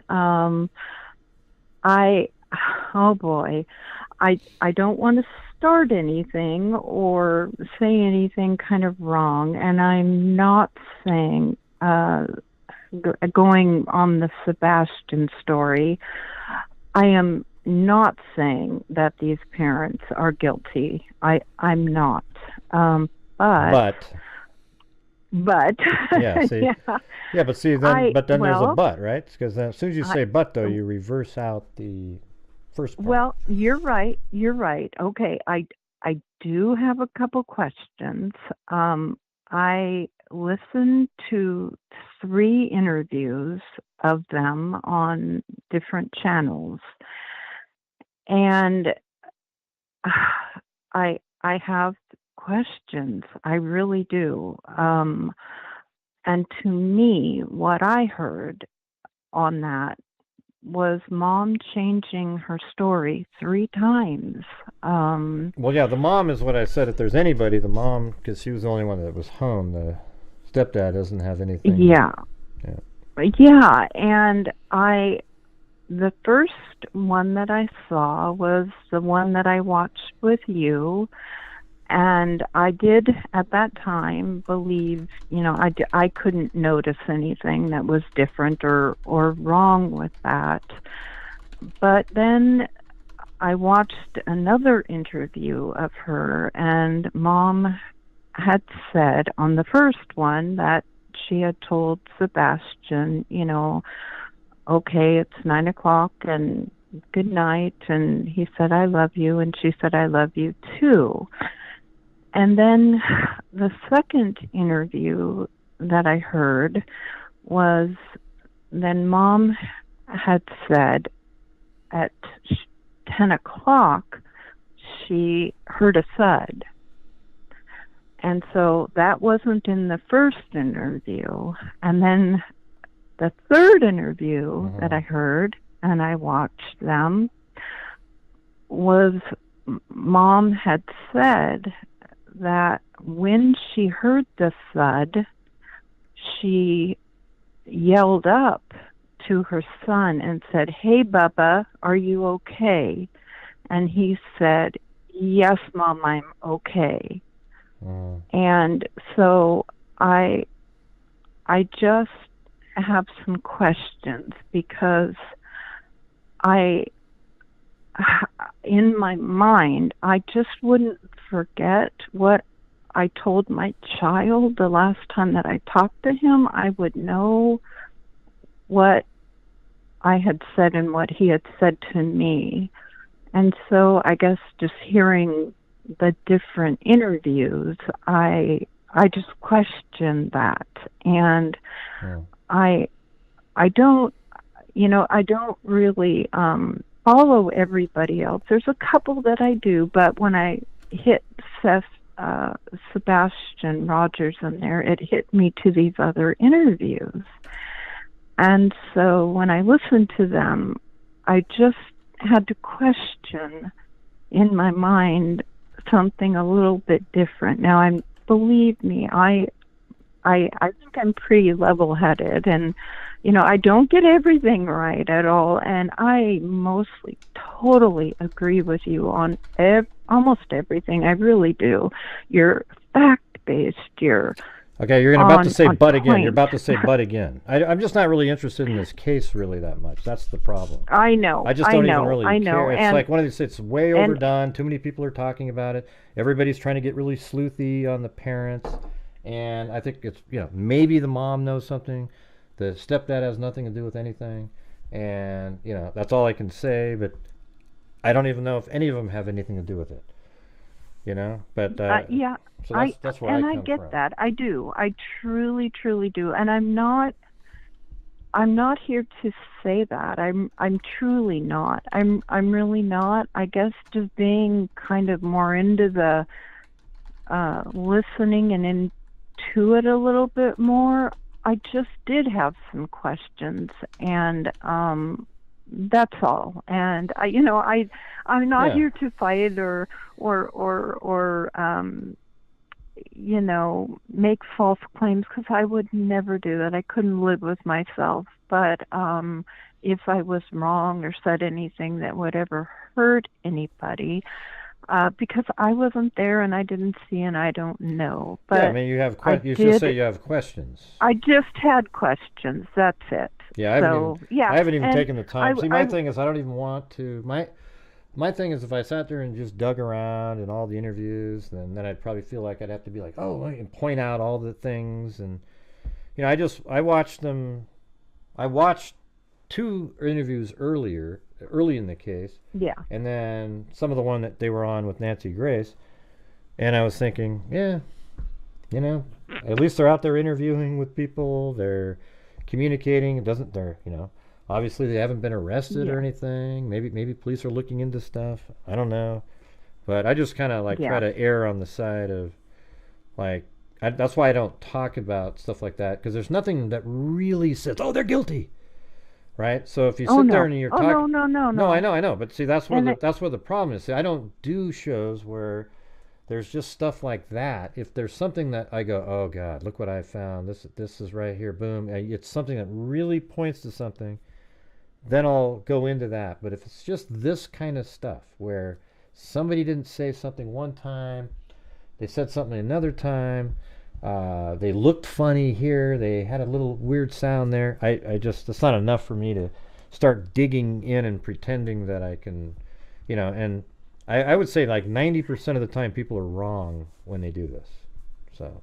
Yeah, and I get that. I truly get that. I really do. And I respect you. I truly do. And you know that I do.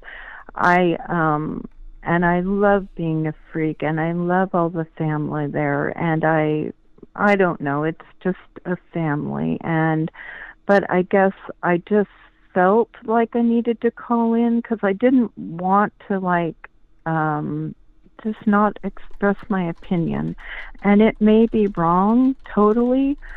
And I guess I kind of feel bad that I did, but I just did have some questions. But I respect you and love my family and love the freaks. And I guess, that's it. I hope everything's okay.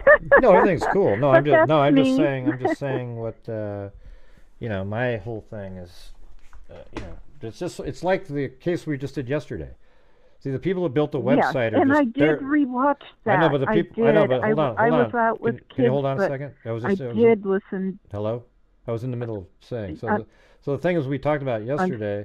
Sorry. That case was exactly very similar behind the scenes. Everybody is these people that made the website are all like suspicious about the mom and the sister, and is she really even in Hawaii? I mean, this is, and so I'm not gonna. I'm not talking about any of that crap. I'm not even on the Facebook or on the TikTok or on the any of the Discord or any of that. I'm not. So I do feel bad about, people throwing things out there like that when they truly don't know.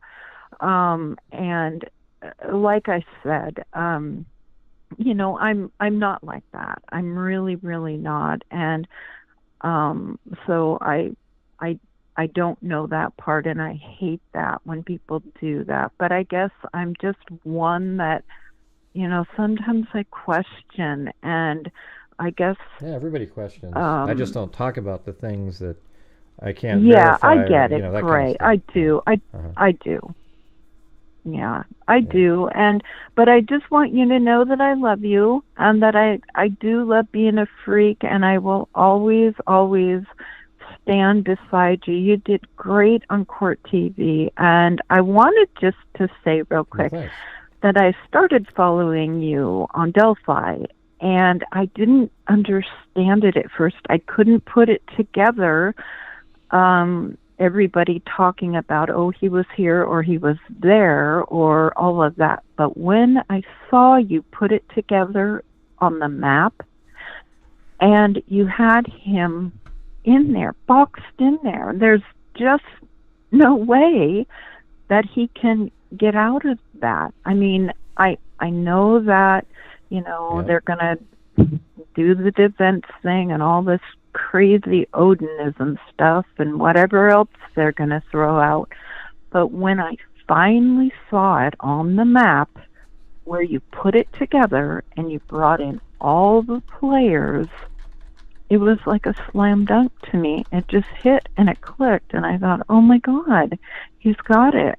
He's hit it right. And so for those things, I just appreciate all the mapping. And I wasn't there the other night to watch, bless her heart, I forgot her name, who was lost out in the desert, but I did rewatch that, and I just, you catching the coordinates and hoping that, the friend turn that into law enforcement and that she can get hopefully found. And you did a great job on that. So it was wonderful to see. But I'm not on all the other Discords or any of that kind of stuff, or the TikToks where I get into any of that kind of stuff. I'm just not on that and wouldn't do that. But anyway, it was just me calling in. I just had some questions All right.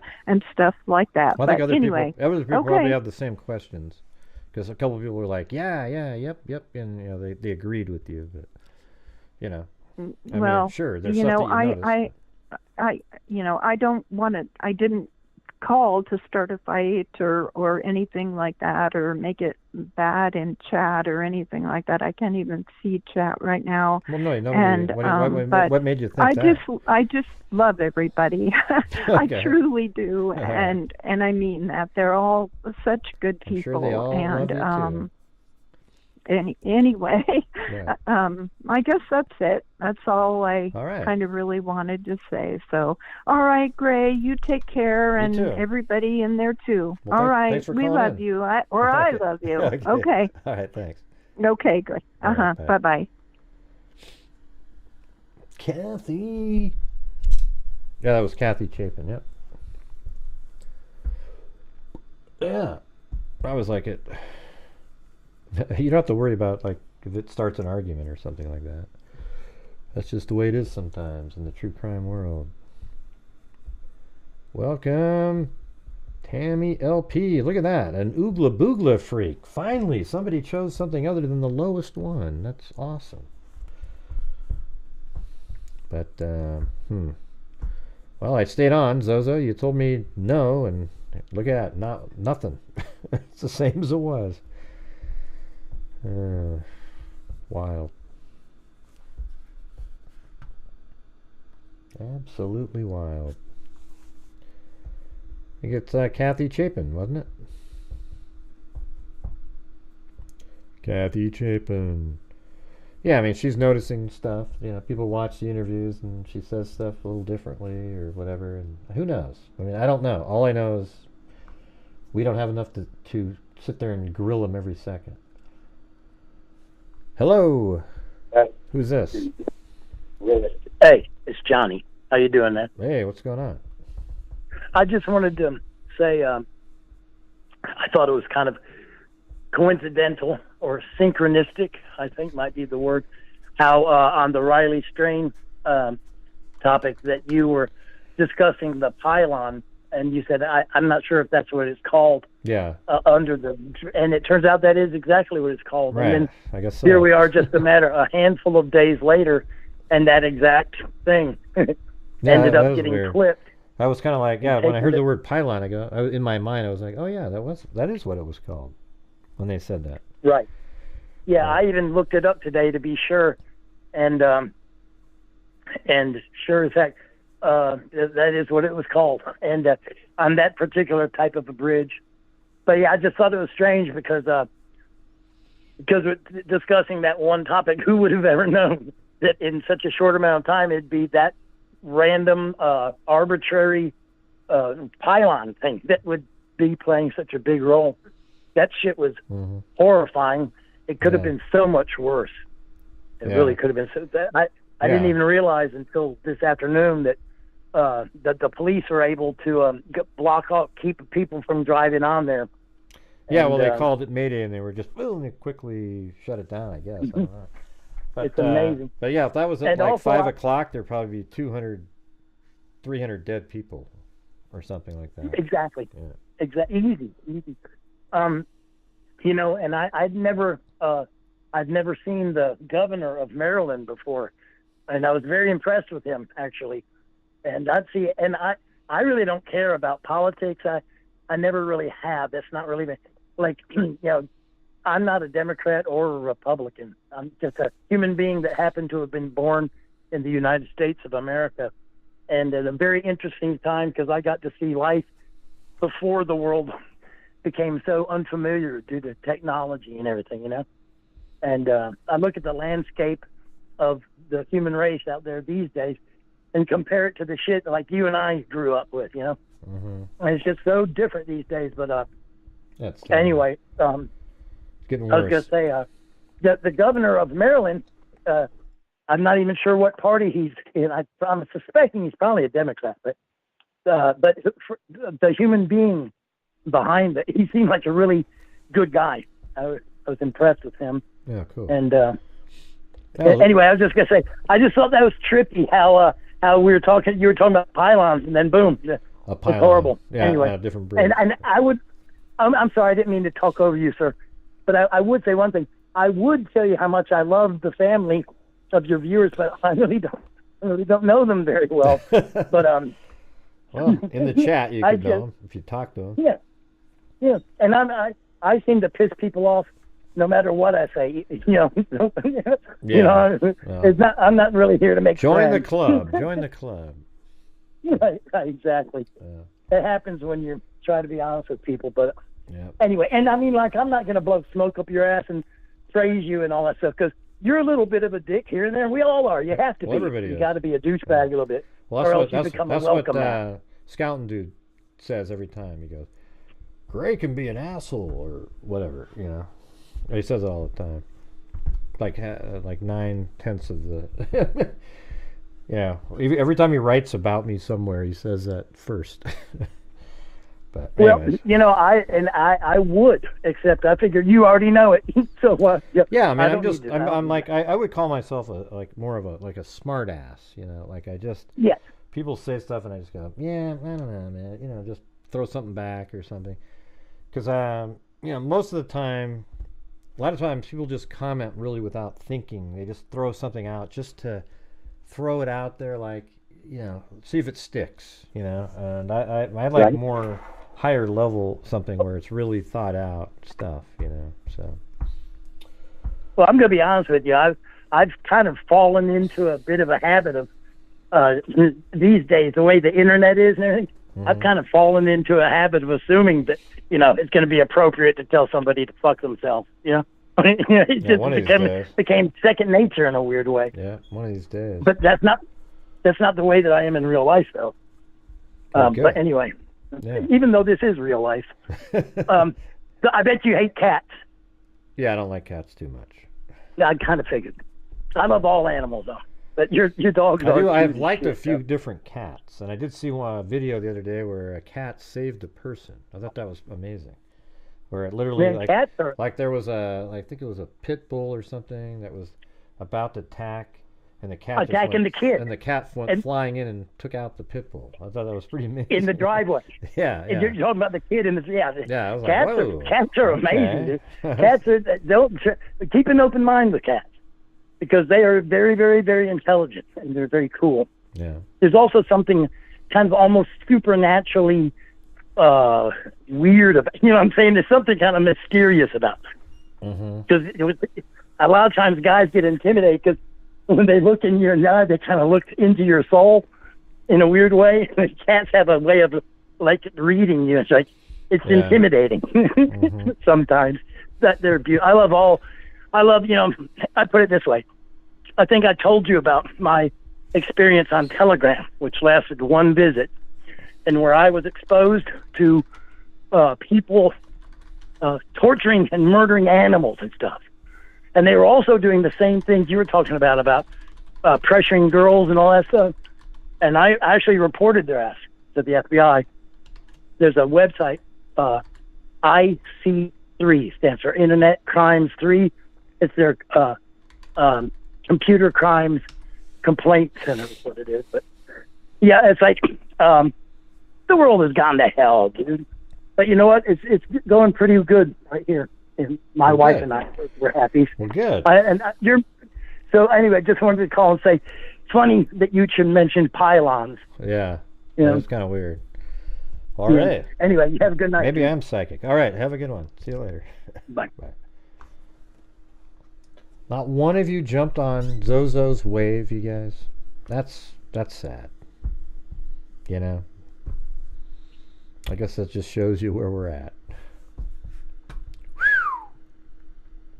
Not one. I know, it's ridiculous. Man.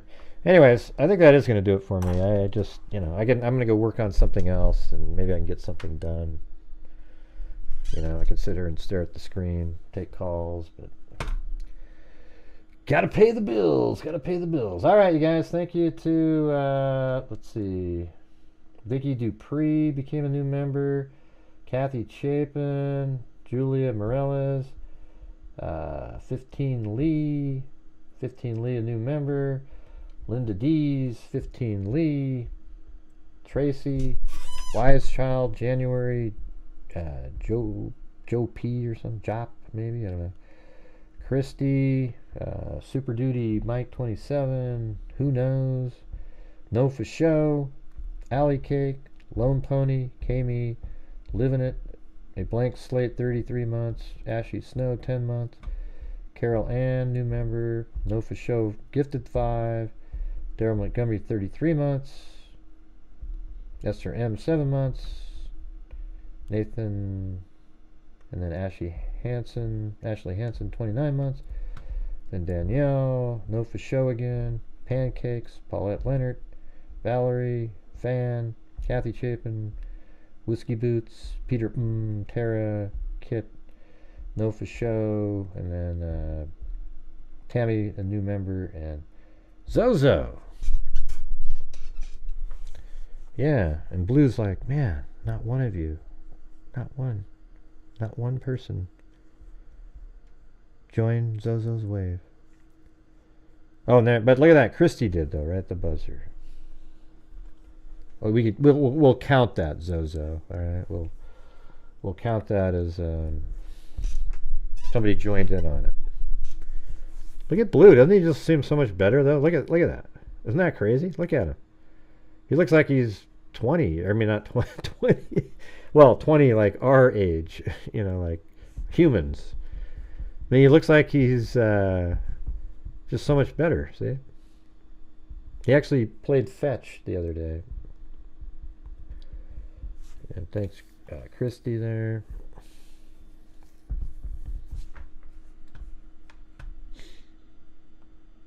Oh yeah, there was one thing I was gonna say though. Where is this? It was in yesterday's folder.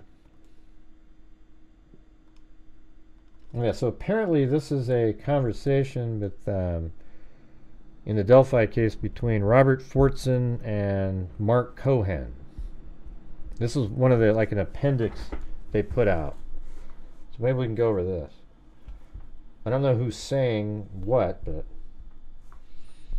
says something like blood at the base of the tree to the right. I don't have that picture, but I would assume so. References blood at the Webbers. 3. The EOA channel has some real potential cult victims in his comments. 4. Mentions Robert Lindsay. If we want more Odin stuff, Gabe Ellis, Eric Williams, Dustin, more Odin stuff. So that sounds like they're part of plotting and planning, doesn't it? Is that the Kokomo crew or people connected to Odin suspects? Prater can be connected to Westfall. Let's see. References Crime Night. God. The fact that this guy's name is anywhere near here is an embarrassment to mankind. He's one of the worst, dumbest people that's ever lived. References Jeff Stankard, Defense got girls, phone records, good stuff. Look at this is how sleuthy that guy I just mentioned is. He took a video of Becky in the room, a 360-degree video that somebody else made, and he noticed that Becky folded a shirt and slid it, and a book hit the ground. And then she grabbed the book and told the person who had the camera, James Renner, and said, "This is the last book she was reading. It's called Promise Not to Tell." And he thinks she purposely pulled off. He is dangerous. He's dangerous because he's an absolute imbecile that people believe.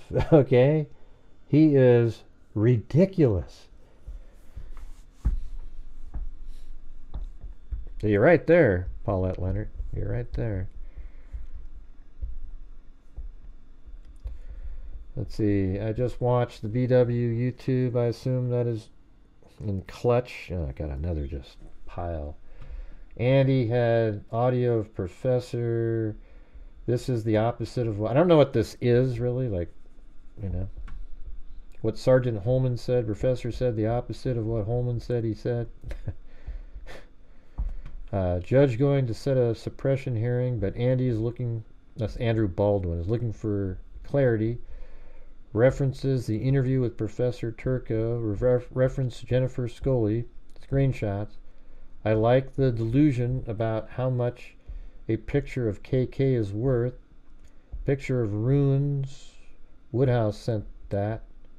Okay, so there's ruins. So Woodhouse, I thought, was the criminal who got an email. Screenshot of Clutch Theory. Then more Clutch. Why would you ever talk?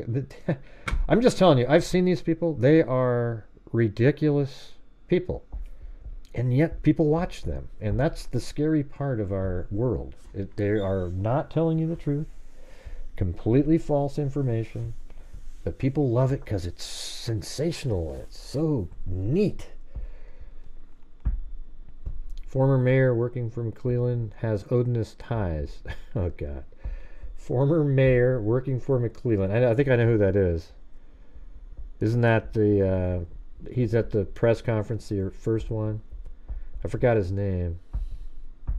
Oh, God, he has Odinist ties now. Asked who is Max S. Ties to Garrett Cruz, it says. I wonder if he meant Kurtz. I can read. Rachel Yancey. Libby wanted Max. Max wanted Abby. Facebook of classmate of Libby and Abby. Marcos Salinas tied to KK Dropbox. Rocks. Okay, so who's that? Rocks at the CVS. Salinas has ties Allen to CSAM according to Russ. I'm not sure what all this is. Like, what do they... I thought this was more of a conversation. References Hannah Rostel and Elliot Guy. Screenshot Keegan Klein. Side-by-side sketches. Defense... maybe these are different exhibits they wanted to maybe bring up or something. The defense never made such an exhibit. Reference Joe Lewis. Oh, Jesus. Oh, Jesus. That guy's... Shared with one person. You only... One saw the CS. Hood up. Yes. Kelsey's best friend. Yes. Something like 5:55 was there around 11 to 11:30. Not sure what that means. Family in Delphi, the Rainies. Kelsey, Chase, Bree, lawyer up. Joins Air Force, left town. So what? Bree's account. Listen to what she says. Brandon Woodhouse stuff. Give you more cover. Banned me in JFJ because of patches. Conversation with Indy Clown. Driving home, thinking, supposed to go to Franklin this weekend. Want Nick McClelland to stop hiding stuff. Want people to stop running their mouth over shit they don't know. Picture of F Tree. Post screen, not mine. Snae's going to be mad at you. I'll go visit him and smarten him up. Journey banned me for a reason. Banned from posting facts. Thanks, LM and Sour Girl.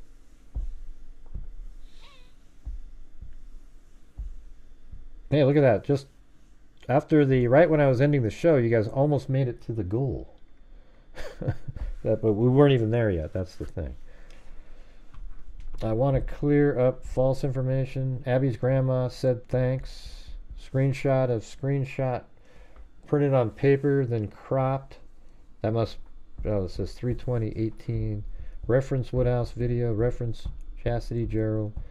Message from Holman where he contacts Woodhouse. Got more coming. Told no rocks about everything. Elvis Fields duped by Mike Thomas. He's going to be with Andy tonight. talking about me going down Saturday. You and Brandon and the guys. Another source, Kelsey, referenced Doug Rice. Doug Rice was a guy that was on Facebook. He did get some good sources of different things, but he was so off on many, many things. He passed away like, I don't know, 3 or 4 years ago. He was maybe two years ago, but he was just really, he actually spoke to a couple of the 3 girls, and that's why we know where they were when they passed. Actually has deaf ear, right ear heard. Huh? Falling on deaf ear. I appreciate this.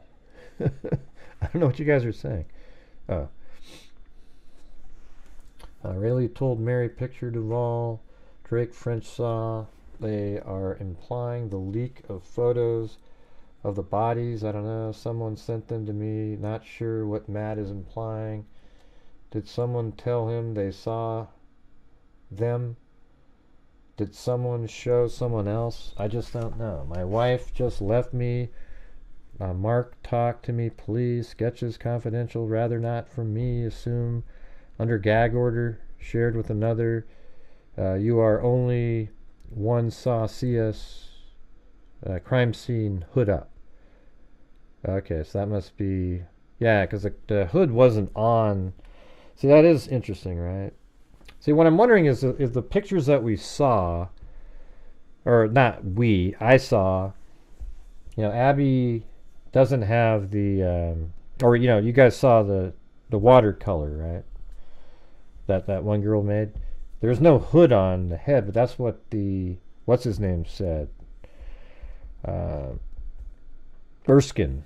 He said she had her hood up and her hands were kind of up, and then she was against a tree, but none of that was... But here's what I'm wondering. He said they were covered with leaves, too. Did they clear away a bunch of stuff away from their bodies and then take those photographs? Like, maybe there was leaves that they blew off? I mean, we don't know what the original look was. I know he does blow, too. Are you going to release it? I can't. Okay, Nick, drunk at bar. My cousin, something... I don't know why. I don't know how to get rid of that. Okay, Nick said Cody Patty should be worried. Huh? No, he didn't. I know he does blow too. Are you going to release it? I can't. It's obvious pictures of this stuff and not originals. BG and and so they don't mention in here Westerman, but who cares? Like, is that was this supposed to be proof that they're not talking about Westerman? Because you think Robert Fortson was going to mention Westerman? A series of pictures not related to the defense. Okay. I don't really know exactly what they're talking about in all this, but...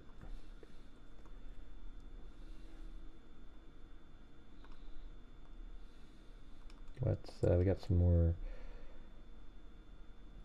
Oh, yeah. So look at this. Look at this garbage. Can you believe that there are that many people out there that would give this much money? I mean, that's like 2 months of me doing these full shows of super chats or something. For this guy right here, a killer? I mean, are you guys kidding me? This is the official expert expense fund for Richard Allen. Richard Allen was once employed as a licensed pharmacy technician at the CVS in Delphi, Indiana. On October 31st, 2022, Mr. Allen was arrested for a crime that he maintains he did not commit. Mr. Allen has been accused of committing Abby and Libby's murders, but is investing everything he has to fight for the freedom and for justice for both victims. Well, yeah, he's fighting for justice? Yeah, well, when he gets put in prison, he'll have helped fight for justice. That looks like a picture that was taken that same day as the other ones, but I've never seen that one.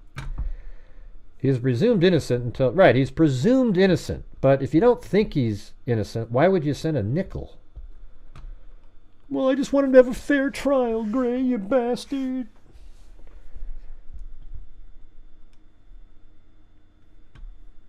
Yeah. Wow. I mean, that's just insane. I think everybody in here knows the Delphi case. I mean, I know we get... See, the problem is there's a lot of people that never heard of the Delphi case or don't know it. But they come in for other reasons. And I always think I'm, like, obligated to do a recap or something. But hopefully there's nobody in here that's never heard of it. Uh-huh. Yep. Okay, Bo Peep. Yep, that's really interesting. What does it have to do with anything that we're talking about? Let's see. One of the new docs mentions murder sheet. Do you have that one? I probably have that other long one. I just didn't go through it. Yeah.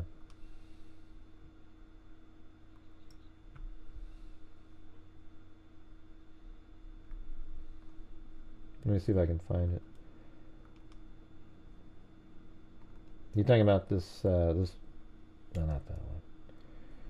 This one.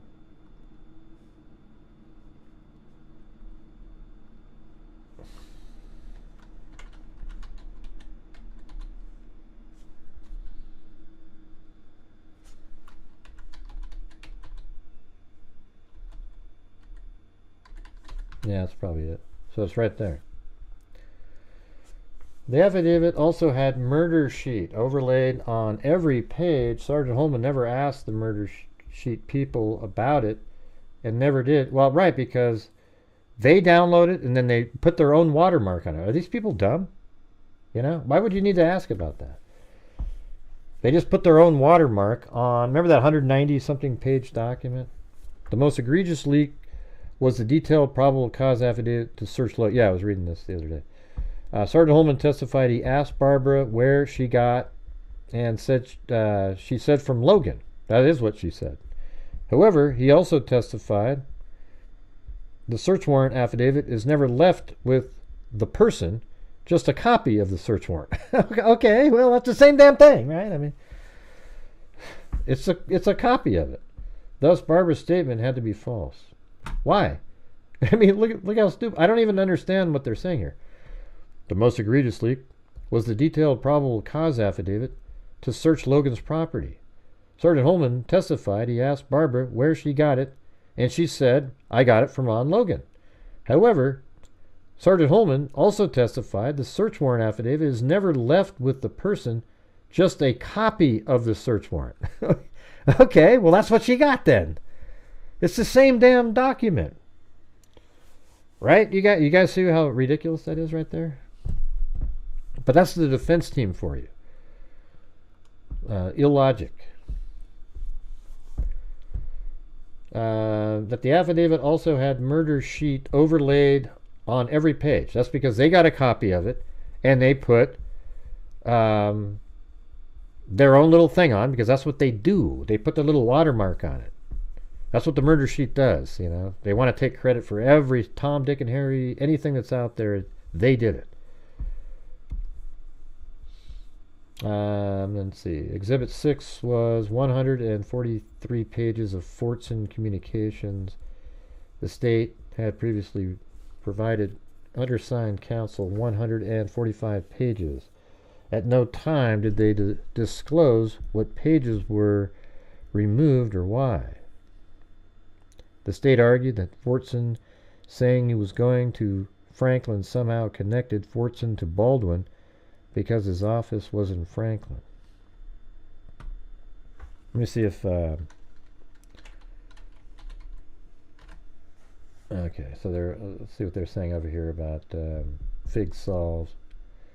Additionally, Sergeant Holman and Mr. Mullins testified that they were aware that Mr. McClellan was exchanging information with Fig Solves, the most prodigious leaker of all. That's such bull crap right there. I mean, it really is. I just know it is.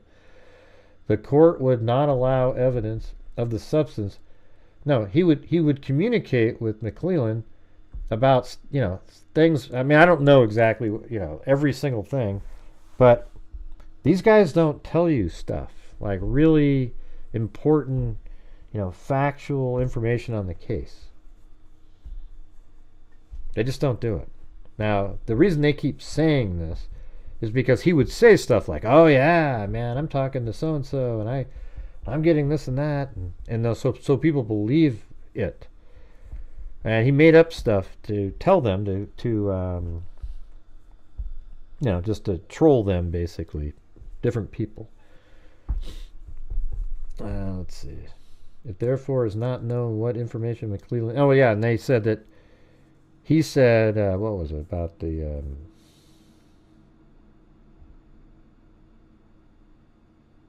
Oh yeah, when they say MacLeod told Fig Sauls to destroy everything. He was talking about, he had the images and MacLeod told him to destroy them. Okay? But they made it sound like it was this whole thing, this massive pile of leaked information. And it just isn't reality. Those lawyers testified as the sending and receiving misdirected email. They would address those mistakes exactly how Mr. Baldwin did. They also testified contrary to Mr. MacLeod's argument. You know, I just get tired of even entertaining any of the stuff that, like, this idiot David Hennessy here talks about. Hennessy, Baldwin, and Rosie are just, in my opinion, dumb people. Okay? And not ethical. Because they know exactly what they've been doing. Hello, Gray Chat Mods. Become a channel member. Yeah. Yeah. What about that guy? Exactly, Colleen. That's exactly. Anyways, I'm going to get going now because my neck's a little bit sore. I go rest it over there. But hey, I stayed on for an extra 30 minutes or so. Not too bad. Yeah, well, if you don't know, let me just say this really quick. If you're not aware of Baldwin and Rosie, so here's the order of what happened. They took over the case, and they got the case from, you know, they were appointed to represent Richard Allen, and they, you know, things were going along, and then, you know, because of the sensitive nature of it with children, the prosecution said, we're thinking of putting a gag order in place in this case to the defense. And the defense, knowing, oh my God, we need more time, they said, oh, that's no problem. We're not going to talk about the case. And then 2 days later, boom, they put out a press release that had all kinds of thoughts and ideas and looking for help. And that's when all the podcasters, the Julie Melvins of the world, and all the wackos came forward and started helping the defense team, you know, those super sleuths. And then the prosecution put the gag order in motion because they did that. Then it turns out that they sent an email to an ex-con of the witness list in the case. And they weren't going to say anything about it, but the prosecution figured it out because the guy actually did a YouTube video. The actual con created a YouTube channel, the Con Man, and he put out a video and it was like, look at this. So then they made a super strict gag order. Then the defense was like, oh shit, how do we get around this? We got a whole bunch of stuff we need to sell to the public. We got this Odin theory. We got this Odin theory to put out there. So then they put a document called, they went for a Frank's motion, which is that the prosecution was so egregious in their original probable cause by leaving out exculpatory information and put in false information that the judge wouldn't have otherwise signed it. So they had made a Frank's memorandum. And in that Frank's memorandum, they put all kinds of sensitive crime scene information, written like a 5-year-old, however.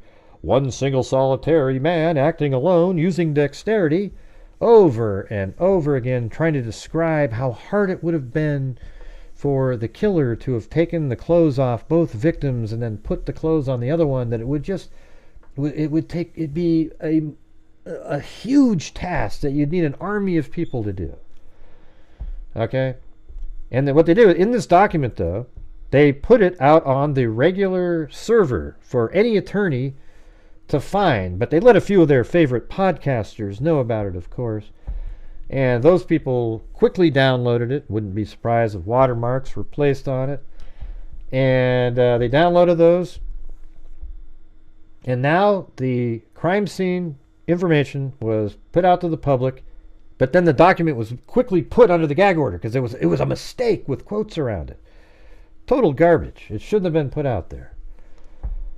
And then at that point, it was like, oh man, look at what you're trying to do. Circumvent the gag order by creating a Frank's memorandum, putting it out on the server so people could see. Then, because, right after that, so this is a whole Odin theory, that there was Odiness at the crime scene. Look at the runes. There's an F on a tree. There's branches placed. And that, it was working. It was working for the defense. It was selling it to a lot of really stupid people on the internet. They were believing it. And then it just wasn't enough. So they had to leak the crime scene photos themselves that show that there's a branch on each victim and another one parallel to it, like the person was building something on them. Yes, they were placed there. They definitely were. But they wanted to sell that Odin theory and let people talk about, ooh, look, there's even antlers. And there weren't.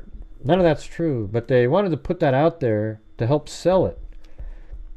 And so these crime scene photos got leaked.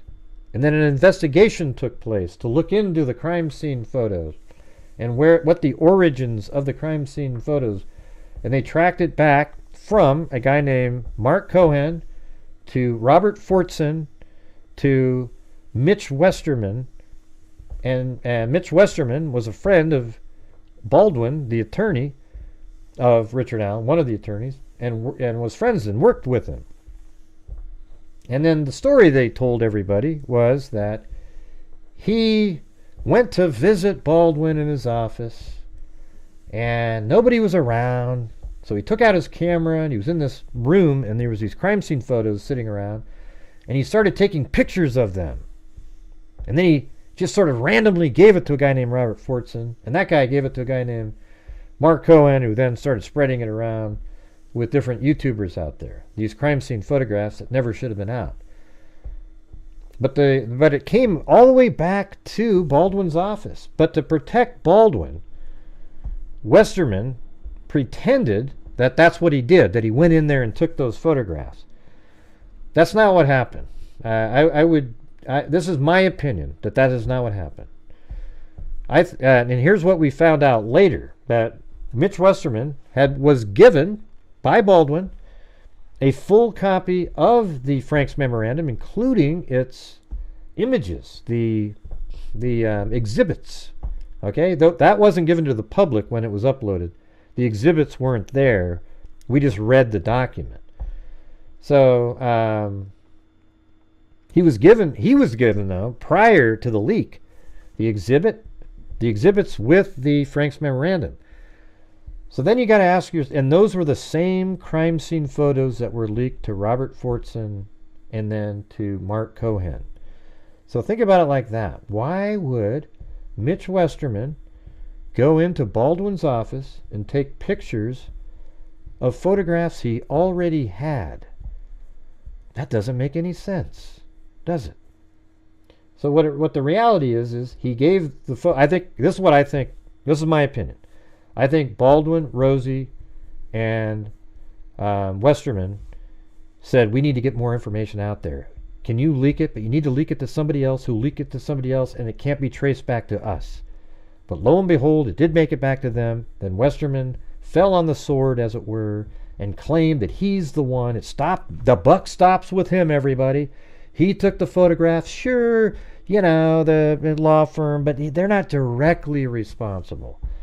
And that's exactly what I think. That is 100% what happened. I can't tell you it is 100, with 100% certainty, but I feel that it is. I mean, what are the odds Can you imagine any of your friends walking into your, like if you had a law firm or any business that you had, just walking in there and taking photographs of sensitive information? For what reason? I mean, what was the reason? Why would Westerman give a damn about taking those pictures and giving them to somebody? It doesn't make any sense. Why did he want to give them to another person? Just, yeah, I'm just telling you. That's the reality. Okay.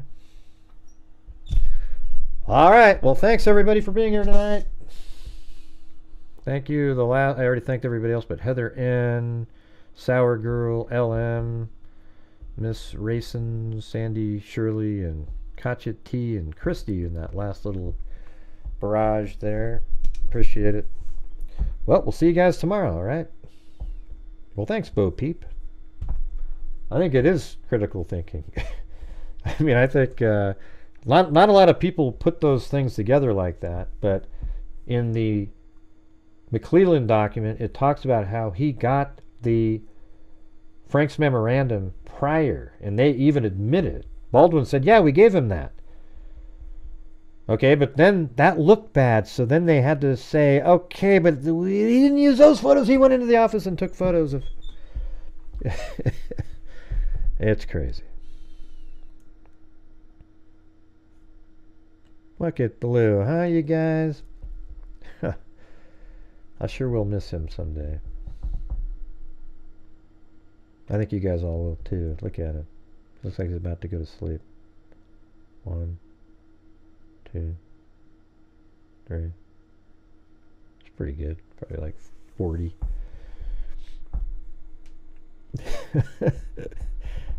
Look at him. Ah, look at Blue. Huh? Come on. Isn't that amazing? There's this technology out there called let me tell you, NDI, and you can just use your phone. You just have to have this an app that you put on your phone, and you just have a phone. This is an old phone that I had. I just have it in a whole nother part of the house, and it uses your Wi-Fi, and then it goes right back to, I can put it in OBS Studio here as a whole nother camera source. It's pretty interesting. Like I could actually have this outside during Christmas or something, and it would film the entire, you know, the yard. Maybe I'll try that next year. Something. Yep. All right. Well, thanks everybody for being here tonight. We'll see you guys tomorrow. We did reach the goal. Just basically landed on it, on the number by 29 cents. But hey, it's better than nothing, right? Very, very long time no see, freaks. Hey, beautiful surprise. You should come around more often. Yeah, what's that one case that somebody brought up earlier? Some college student. I gotta take a look at that one. All right, thanks everybody. We'll see you tomorrow. And as I always say, until next time, be safe. Oh yeah, let me check. Hold on a second. Let me check my. Somebody did send a. Oh, thank you, Christy, very much. There was also Vera. Do you guys ever see somebody named Vera? She said she might be blocked or something. I sent her an email to send that, and then also earlier today, Nona 617. So thank you.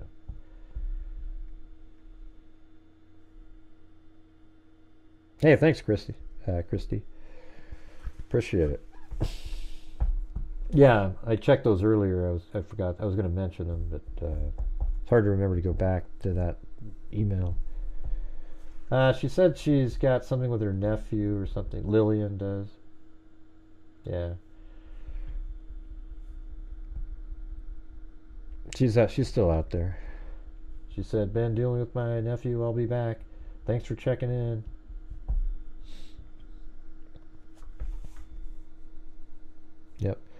Yep, it's over. I don't know. I'm trying to figure out a time. I might do a show on Thursday. I might do a show at 5. because I think it's sort of interesting.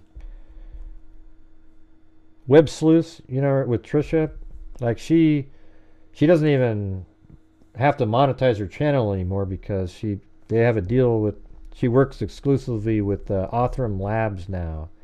That's one of the competitors for like Identifinders, you know. They're like a huge shop, you know, like almost like, well, they're bigger than Parabon at this point. So, and by the way, Parabon is where did I tell you that Misty, that's where she went?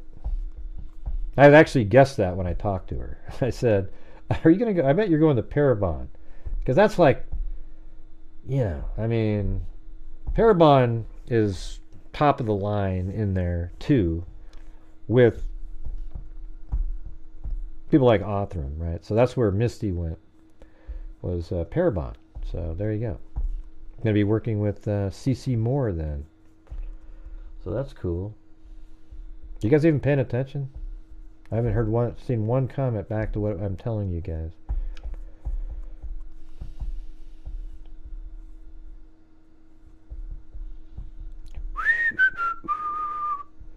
Yeah, blues, he's kind of rare. Look at that. Is that Cairo? Jesus. I didn't think you existed anymore, man. I've tried calling you. It goes right to voice. Your voicemail doesn't work. I can't even. Yeah, she's with Parabon. Cairo at the buzzer. Are you out and about now, driving around, doing your... You should call in. You want to call in the show just for a minute? Just to check in? And... Have you been dealing with a lot? Well, why don't we talk tomorrow or something? Do you have any time? Cairo? Like, everybody misses you. They talk about it. Like, where the hell's Cairo? Where's Cairo? Trying to get the old band back together, you know?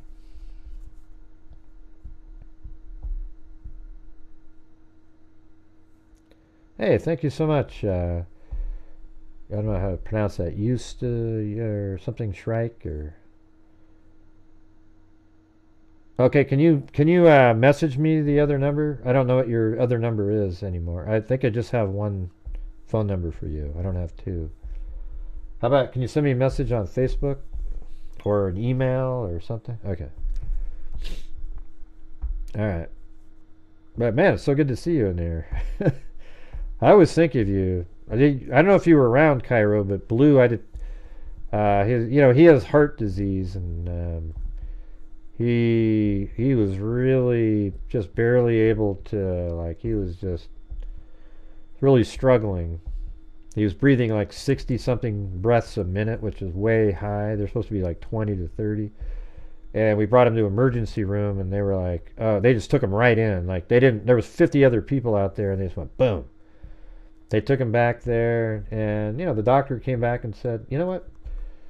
We think if you give him this Lasix, it takes the fluid out of his lungs, because his heart's not working right, so it's not removing, that he could, go another year and a half or something. So I was like, oh shit, let's do it, And look at him. He seems somewhat normal-ish, He still fetches. He was just running around today. So, anyways, that's the Blue update. But I thought we weren't sure he was going to make it out of that. Oh yeah, well, you've met him a couple times, Cairo. So yeah, you guys. He seems to like you. He just sits right up in your lap, as if he'd known you.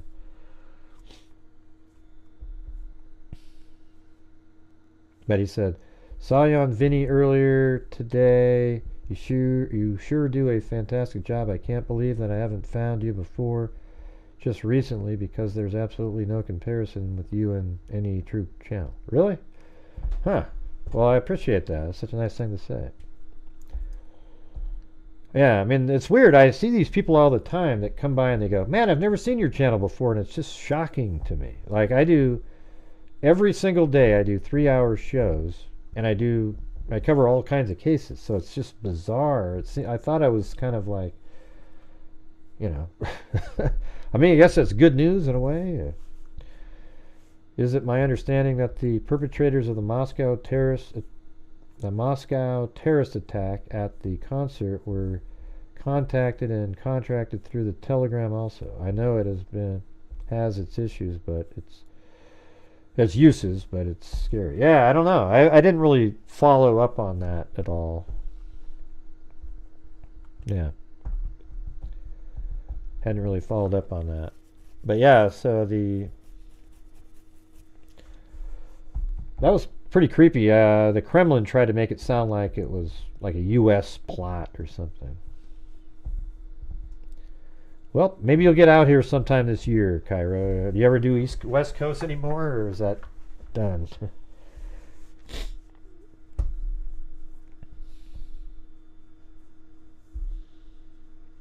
I rarely get into YouTube's sort of algorithm where they just pump everything out. Wow, and then you get like 3,000, 4,000 people watching. Oh, must be getting a bath. You know what's cool about Blue? When Chloe's getting a bath, he just comes right in and checks out, keeps checking on, Chloe, and then he waits for his turn, and then he gets his bath. And they're all really mellow in there. Oh, you never know? Okay.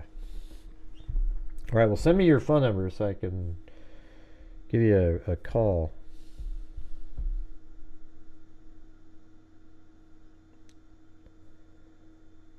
Yeah. I'll have to look into that one. Is it Eustace Shrike? I wonder if that's a name. If I finally pronounce it right, it's some bad word or something. Yeah. Anyways, thanks everybody for being here and helping support the channel. We will see you guys tomorrow. All right. Who knows what tomorrow has to offer. All right. Thanks everybody for being here. We'll see you. And as I always say, until next time, be safe out there. And a 1 and a 2 and a 3 and a 4. Yeah, I've been doing this true crime thing for quite a while now. Thanks, Sam. And during this whole time, I have not seen one person that is a crime dissector, plug rejector. I'm a certified human lie detector. Gonna get ya on a stretcher if you try and play me like an old projector. Crime sector is my nectar. Professor Gragel's gonna give another lecture. Crime collector, freak connector, and I'm always gonna be a protector. Fool deflector, interceptor, and I'll meet a little spectre with a vector on his pector. With all respect, yo, just remember I've a temple fucking check ya. I have no agenda, I'm no pretender, and I'll serve it to your straight without the blender. And in the end, I'm gonna send ya on a mission to reveal the true offender. Yeah, so I'll just get right back to work. All right, everybody? Talk to you later. Good night, everybody. Gee. Oh, Jesus. There she goes again. Yeah, she does it every single night. Hey, Timmy, she does, doesn't she? Hey, Timmy. John Boy, you suck. Wow. That's hard to do. What's hard to do? Oh, I mean, never mind. All right, we'll see you guys later. And be safe out there.